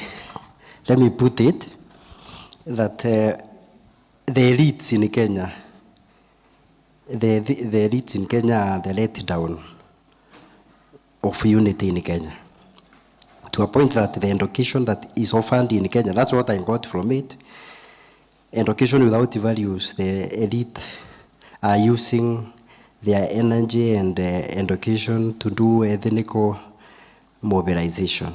So is it true, do you want to purport that Kenya has been let down by the elites?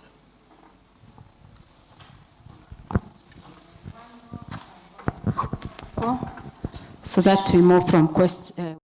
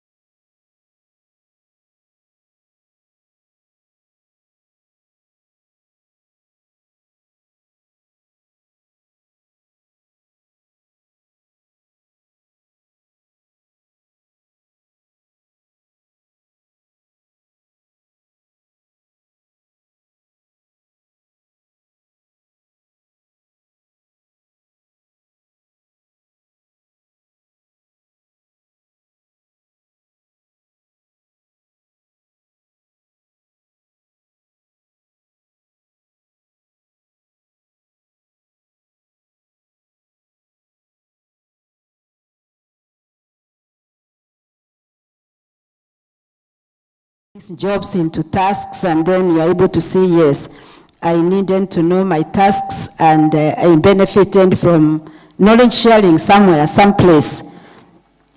And then the other one is for Angela, Dr. Angela on aging. Did you consider the factor of this aging population now? There are so many of them who are retirees, and maybe that's a factor that could help them live well, or die quickly or something. So for now, I think that's enough for now. We can have the answers. We start with Mildred. Just a minute, just a minute.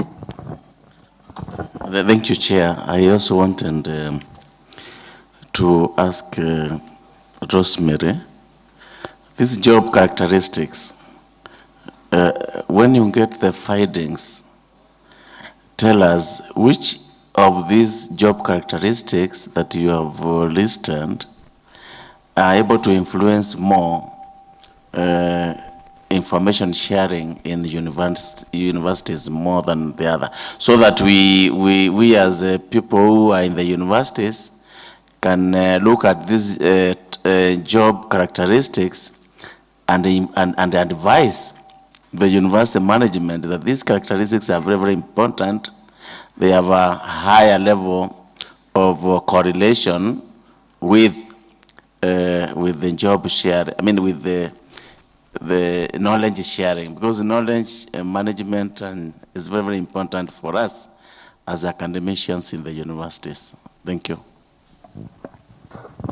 All right, let's give Mildred the mic to start. Give answers, please. And some of them we don't even have to give.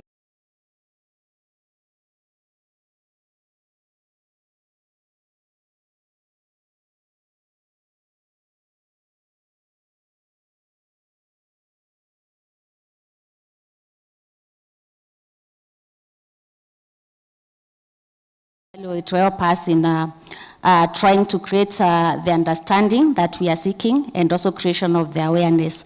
For Professor Kageni, thank you. I have taken note of your point. I'll put it into consideration for future review. Thank you.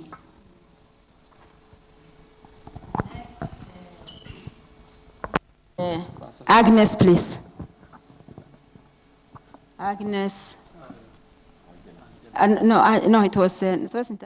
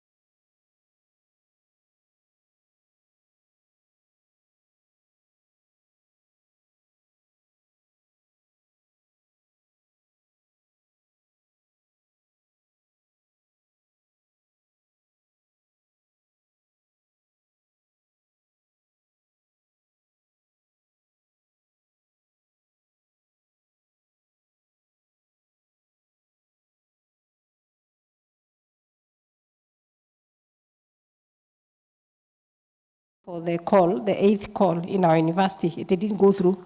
So I'm hoping next time when I get a chance, I can take up that one as another study. Thank you very much for your interest. Much. Next, Rosemary. Rosemary?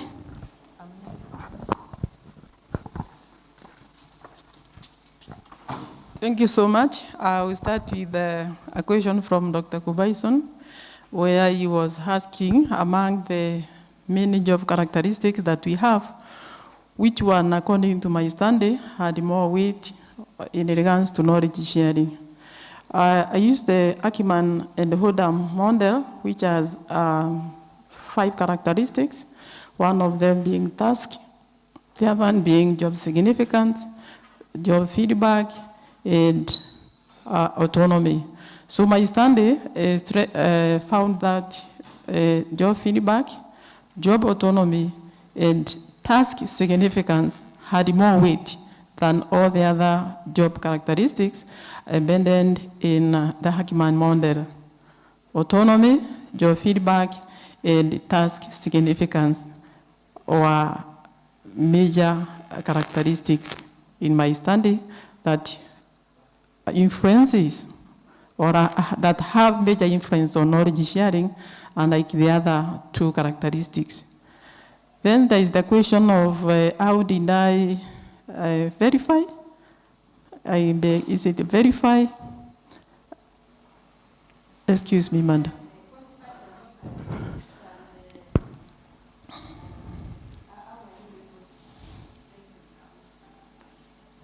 Well, I want to believe you're asking me how maybe I operationalized that variable. And the job, I had many questions. I used the Ricat scale questions. And under job characteristics, using my job autonomy, task significance, and job feedback, I had questions for each and every significance and made questions that were responded to by my respondents.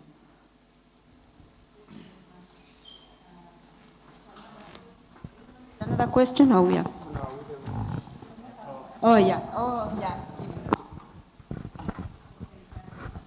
Thank you. I want to respond to the questions from Dr. Tyrus, and they are very insightful. In fact, they are very informative questions. The problem was I had only 6 minutes to deliver a lot, and actually part of your questions are captured here. For example, let me start with the elite that I talked about, and it's very unfortunate. Me being one of the elite, when we want to play to the gallery of the political class. For example, when you look at the post-independence nation building between the 2 countries, you realize that our founding father, Jomo Kenyatta government, centralized power within the political elite, which they called the tribal kingpins. And they marginalized other groups.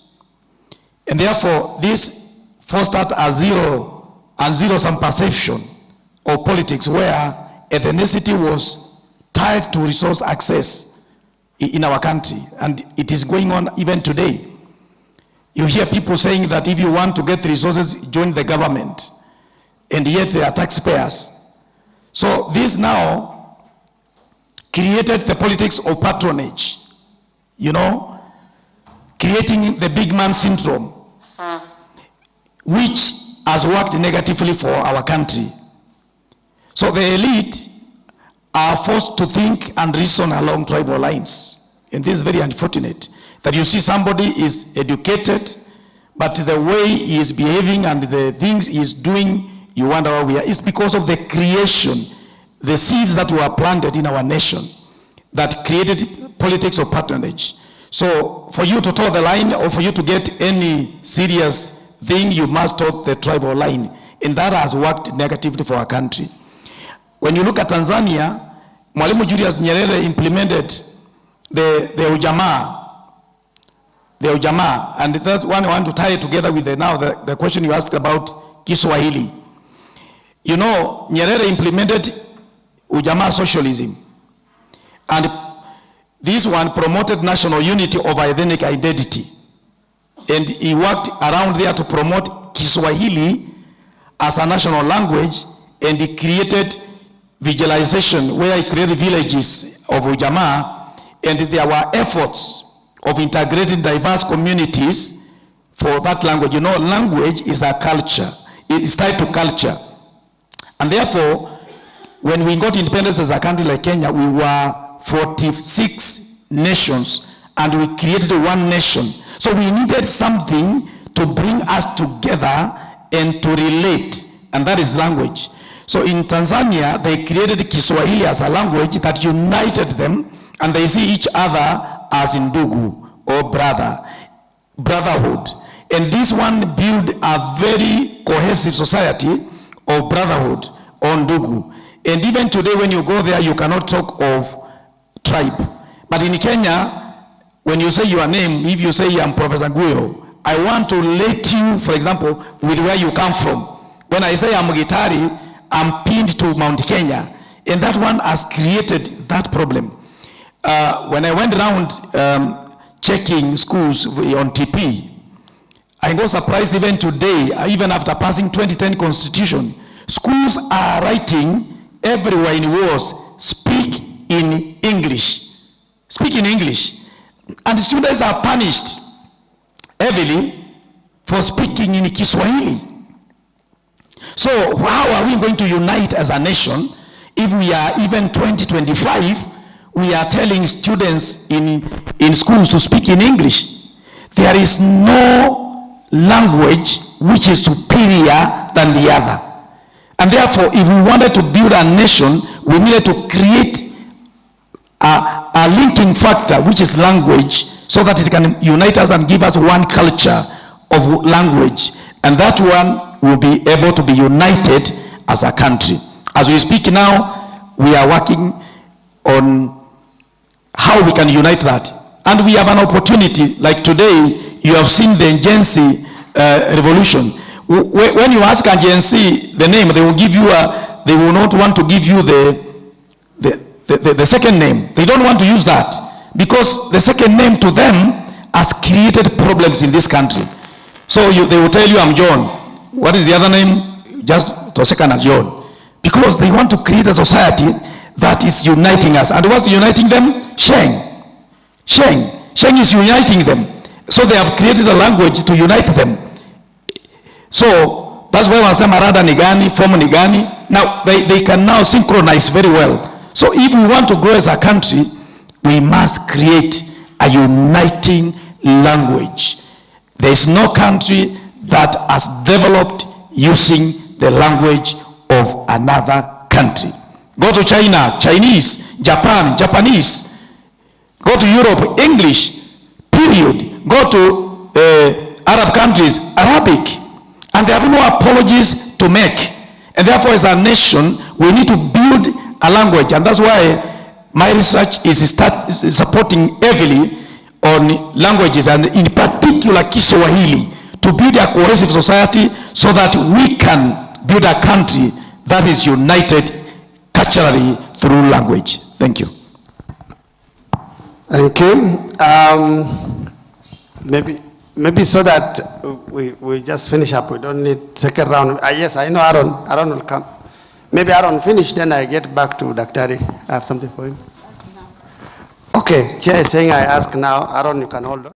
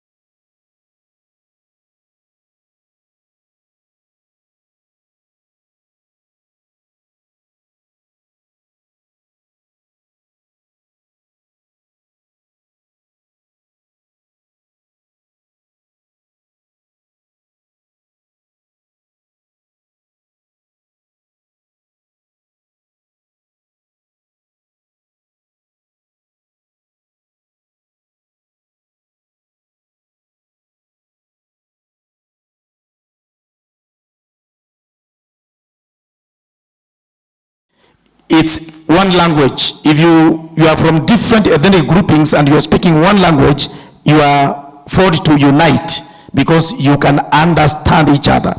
And that's why it is very important for us, because we talked about what is creating this diversity or our history.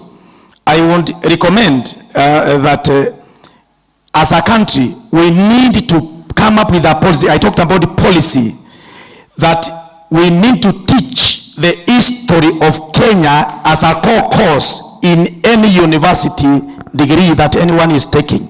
Whether you are taking whatever course you are taking, you must study the history of Kenya. Why? Because you'll be able to understand the diversity of these communities and appreciate them.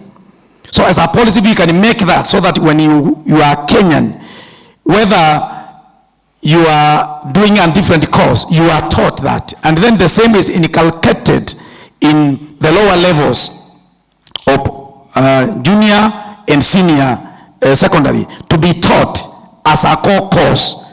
It can even be taught not to be examined, but you are taught to get information, and you will be able to appreciate the diversity of the people. Now, something else, you talked about ICT versus political. ICT is very important and can be used to unite people politically, but it can also be very divisive. If you are in the social media, you will see very educated people who are writing crap in the social media, and others who are writing something to unite. So where is the problem? The problem is the orientation of our society, and that is what we imbibed. And because we imbibed that, it disoriented our socialization and cohesion. And therefore we will take time to beat that, because we must come up with a strategy to find what will unite us. Let me say, you talked about communism and capitalism. You see, Kenya in paper adopted what we called sessional paper number 10 of 1965. That was African socialism. And they came up with three things. Number one, they came up with state ownership or public ownership. Then they came up with private ownership, and they came up with partnership. And they said they don't want to go capitalism or communism. That was in sessional paper number 10. But in practice, they practiced capitalism, where the elite continued getting resources, disadvantaged the masses, and sidelining many groupings. And therefore, Kenya got 10 billionaires and 10 million people who are suffering. And that's the society that has been created. There is lack of equity. And therefore, you know, they say, what is capitalism? Capitalism, if you can simply explain it, is like a river. They say capitalism is like a river, a flowing river. You can use a cup to scoop the water. You can use a drum. You can go with a trailer, or you can even divert the river to your farm. That is what is called capitalism. And that is why you see many people, especially the ruling elite, are amassing wealth, what I normally call primitive accumulation of wealth. Primitive accumulation of wealth. Some of them have stacked billions in Europe being used by other people, when that money could be circulating in our country and growing our economy, because they are accumulating that wealth primitively. You see? And that's what brings the division. So communism, whether communism or capitalism, it's what you inculcate in society. Then you talked about Middle East and the chaotic that is there.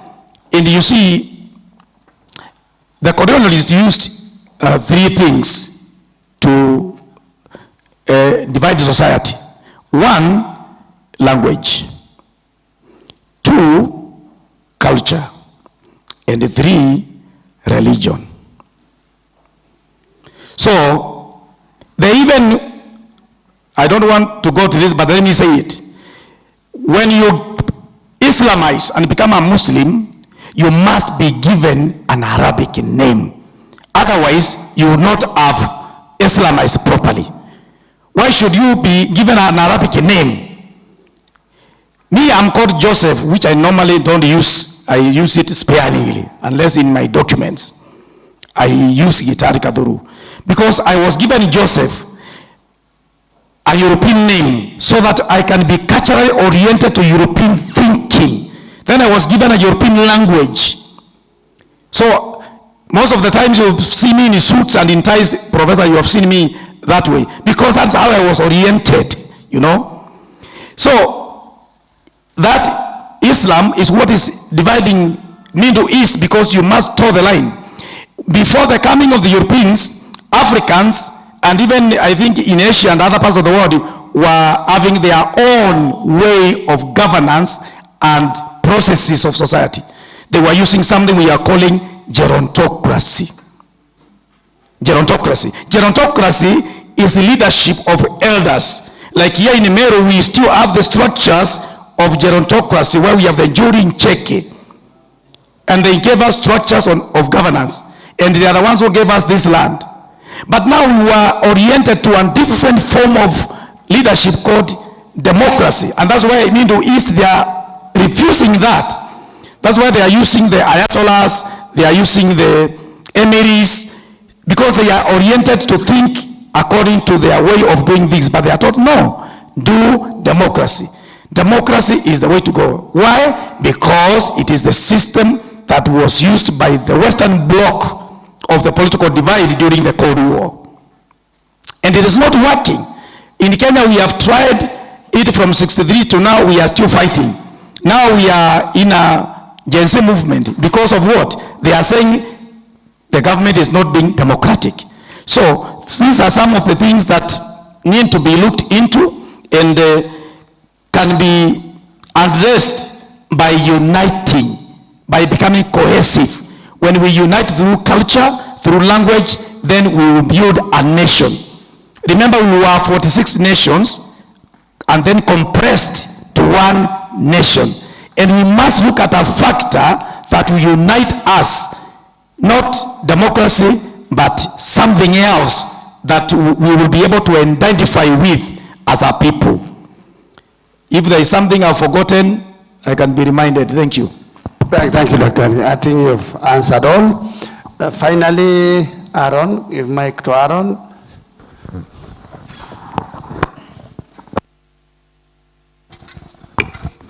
Thank you, Prof. For my side, I had two, and one which was an input.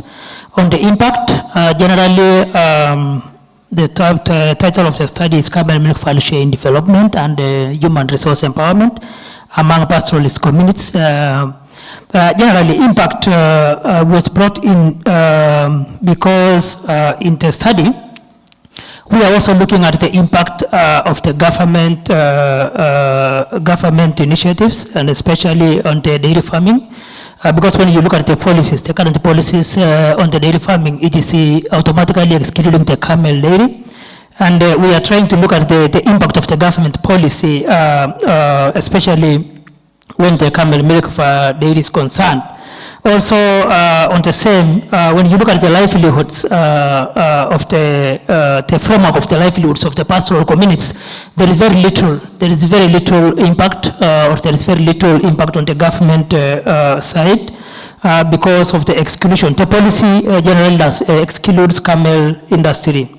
Also, on the climate resilience and sustainability of the living standards of the pastoral communities, when you look at the policy, generally it is very little. You can cite very little on the impacts of the camel milk, especially when livestock camel is concerned.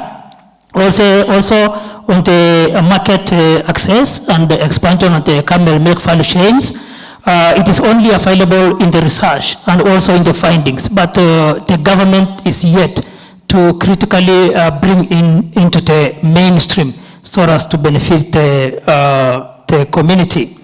Also on the cooperatives, yes, Dr. We have started, the communities have started coming up with the women cooperatives, generally women cooperatives dealing with the milk trade, camel milk trade.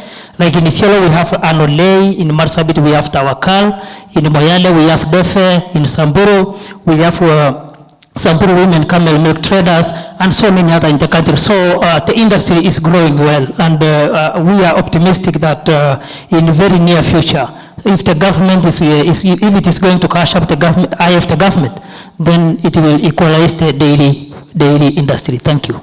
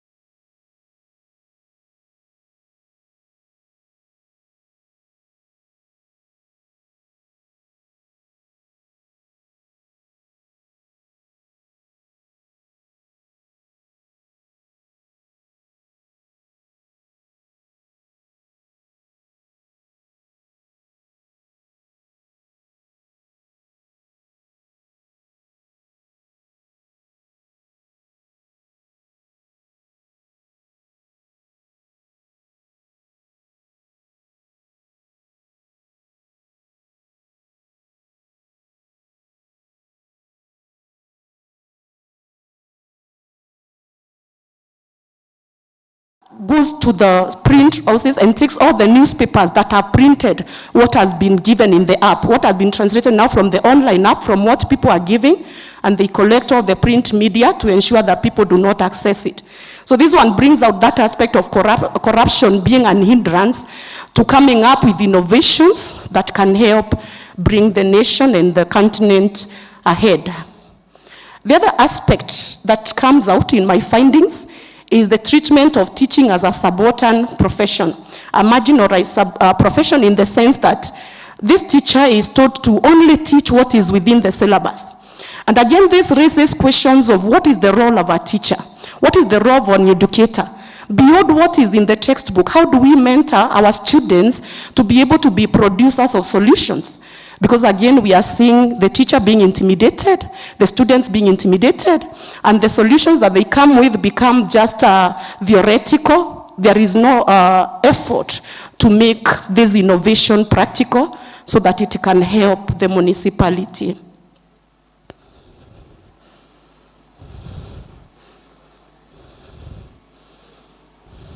I don't know if I've messed up my... Okay, the concluding part, kama nimeenda chini sana. Nataka the conclusion part.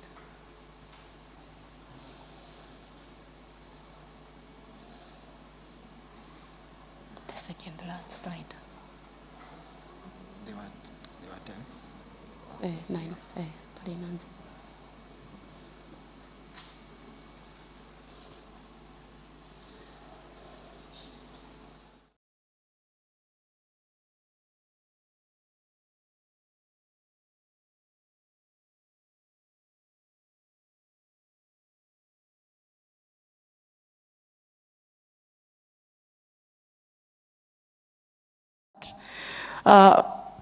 It is a call, it's more of a, I may call it a conclusion also, and a recommendation that we may allow, or rather empower the youth advocacy, that we may allow our students, especially when we give them an opportunity to come up with innovations, that we may promote these innovations. And also it's calling for the government to empower teachers and students so that when we come up with technological advancements and other modes of advancements, then they can be used to bring out solutions within the country and within within our continent and within our country. That is what I have. Thank you. Thank you very much, Wanja.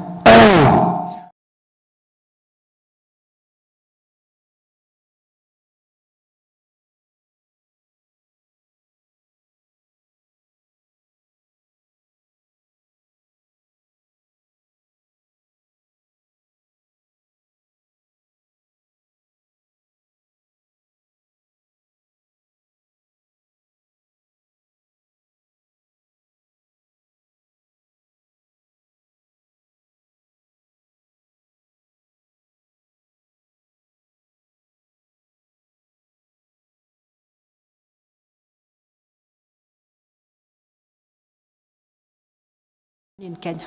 I would like to hear that summary from you.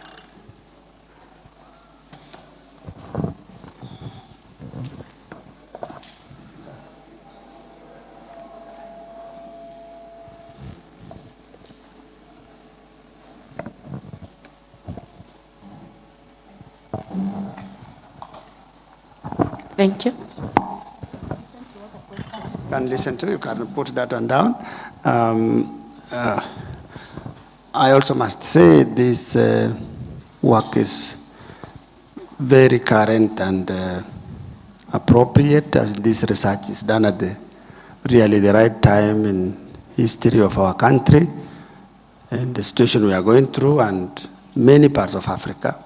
Sometimes if we listen and read widely, you notice it's not just about Kenyan Gen Zs.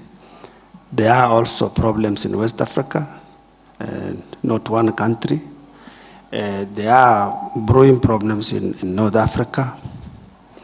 At the tip of the Horn of Africa between Somalia and Ethiopia, they are brothers and they are almost went to war. There are issues. There's a wave of leadership issues generally. In some quarters, it is been termed as a re-emergence of the dictatorship of 1960s. You know, the days of Mobutu, the days of Idi Amin, the days of Mengistu el-Mariam, re-emergence. You know, immediately after independence, the African leaders, quite a number of them, became excessively powerful and turned on their subject and caused a lot of pain. So that's what I'm trying to say. So this level of leadership intolerance and, of course, a lot of mismanagement of public resources. So this presentation, I must say, is very contextual. So mine probably is an input to the presenter is how do now the literary scholars, you know, the people in the literary world, probably now upscale the dissemination of what is happening, because literature is the eye of the society. Drama and literature, we reflect what happened. What she's presenting is exactly what is happening in Africa and happening in many countries, even our country. Just the other day you saw what happened, and from last year. So what can the literary professionals do, and this you can probably have it in your recommendation or so, to revitalize the spirit of resistance of those kind of emergence. Because historically you look at it, some of those emergence have led to those countries where it occurred a lot of abject poverty, and Ethiopia is one of them. Because they are our neighbors and we have some relations, so we are able to remember. From Mengistu el-Mariam and the other two that followed, the Selen was a bit moderate.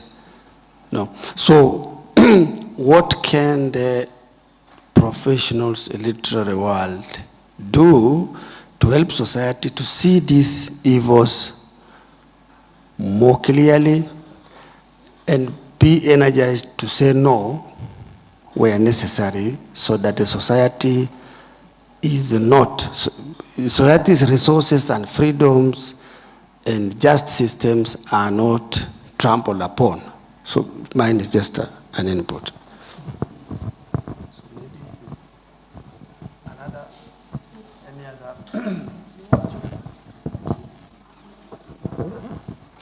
Thank you very much, Wanja. Now, I have looked at this discourse from the perspective of the young people who interact with it. And this being as a part of the set book that is being accessed by Form 3 students. So in your opinion, do you think it is the one that could be causing a lot of awakening among the Gen Zs? And do you think in the process it could inspire the mind more than helping them grow? That's very, very important for me to understand, so that we as academicians need to guide the society, and especially the growing young people, to do the right thing. The other thing is, has been said by Prof. I wanted to know, this presentation has many recommendations. And I wanted to know, in relating technology and what? And corruption, fighting corruption. What do you think is the level of this relationship at the moment? Is technology helping us fight it, or we have a lot of ground to cover as a society? Thank you very much.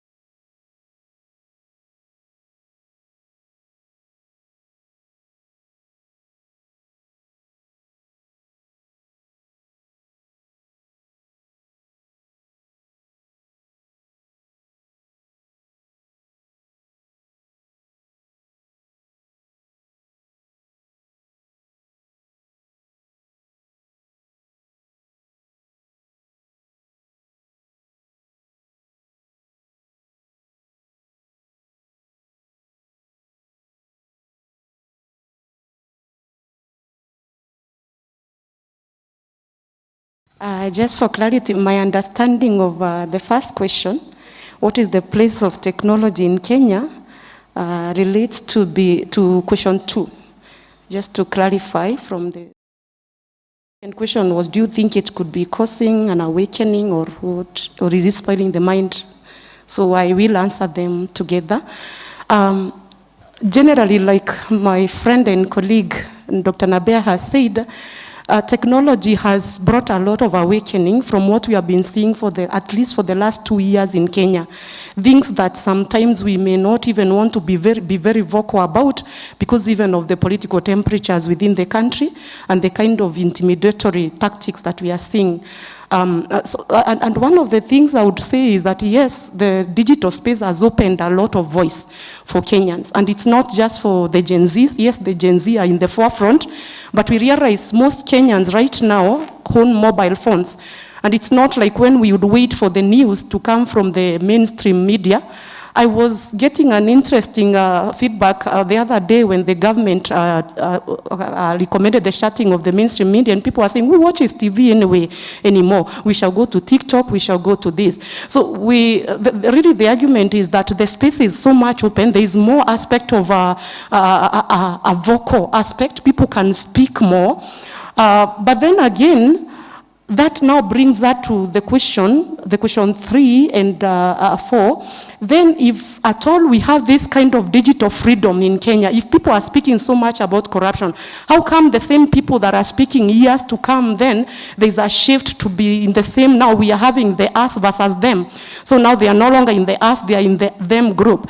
One of the issues probably I didn't bring out in my findings is that one of the concluding aspects in this play is that the problems of humanity are the problems of the heart. That power, when power comes, it corrupts us.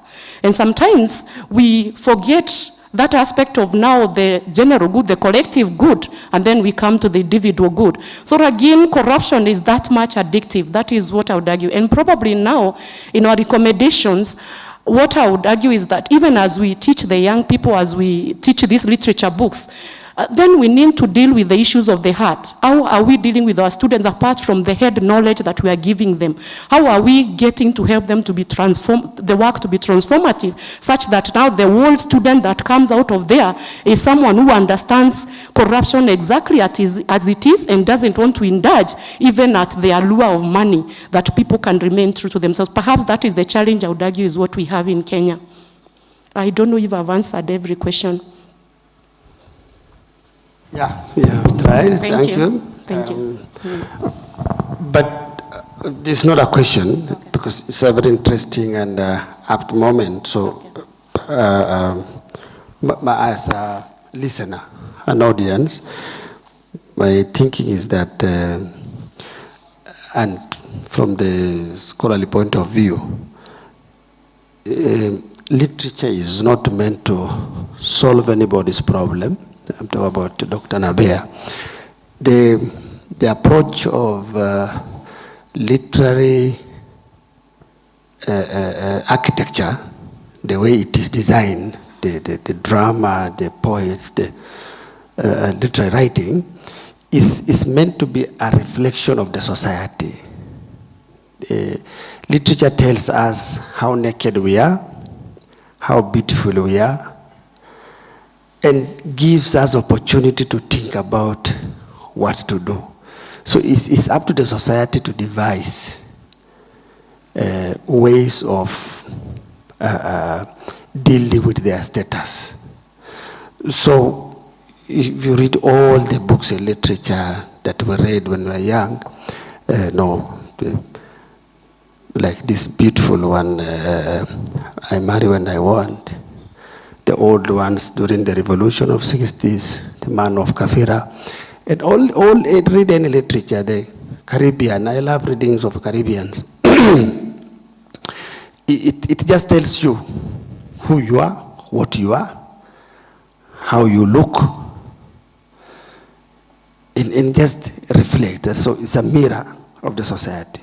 And then it challenges you, awakens your, pricks your intellect to energize you to do what you can. And about the class creation of the Orangos of them days and today's, and you know, many other examples, is also another reflection that society, man can change. The man of yesteryears is not the man of today. And it's beautiful. In other readings, you've seen where kings have become revolution activists.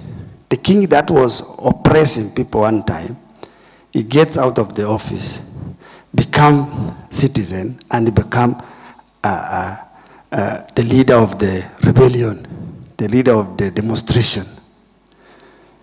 Okay? So the society is like that in terms of literary explanation.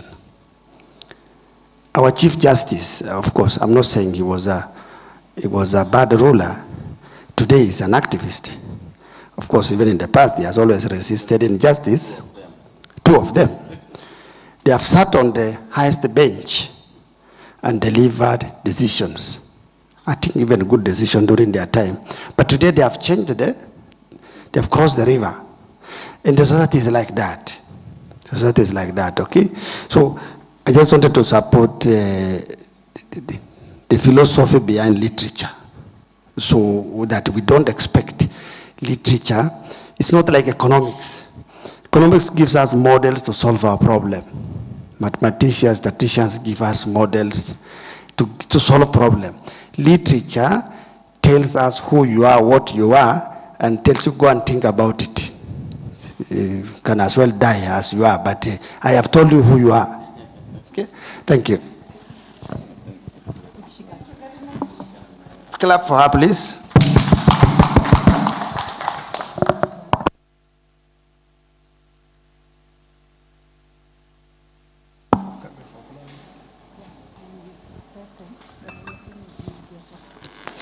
Yeah, it's like we have come to the end of our session in Theatre 2.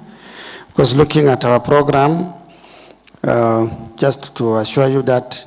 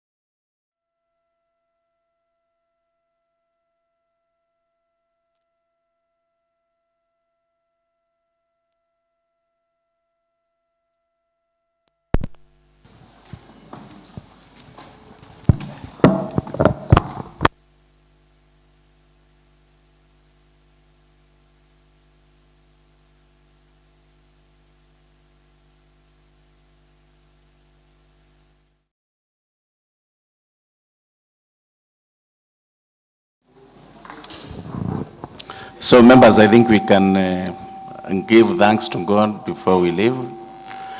It has ended well, and there is every reason to say thank you to God. Let us pray. In the name of the Father, Son, and the Holy Spirit, amen. Father, in Jesus' name, We come before you again this evening. We want to thank you for the many blessings that we have seen in the last 3 days as a community of Meru University, and our many, many guests that we have received in the 3 days. We have seen your hand. As we are going to part now and start our weekend and travels, we are praying for your mercies. We are praying for your blessings. Those who are going to meet their families this evening, may you have kept the families well. Let us enjoy the fruits of these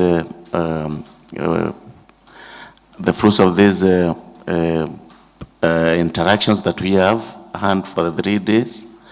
At the end of the day, let's also realize very many fruits from this conference, because Lord, we, in our thinking, starting this function or starting this research conference for the sake of developing our institution and developing our society. We pray that, Lord, as we meet for closing ceremony, you will be with us. And as we part to go different ways, you will even more bless us in our travels and as we spend the weekend. We pray this believing and trusting in the mighty name of Jesus Christ. Amen. In the name of Father, Son, and the Holy Spirit. Amen.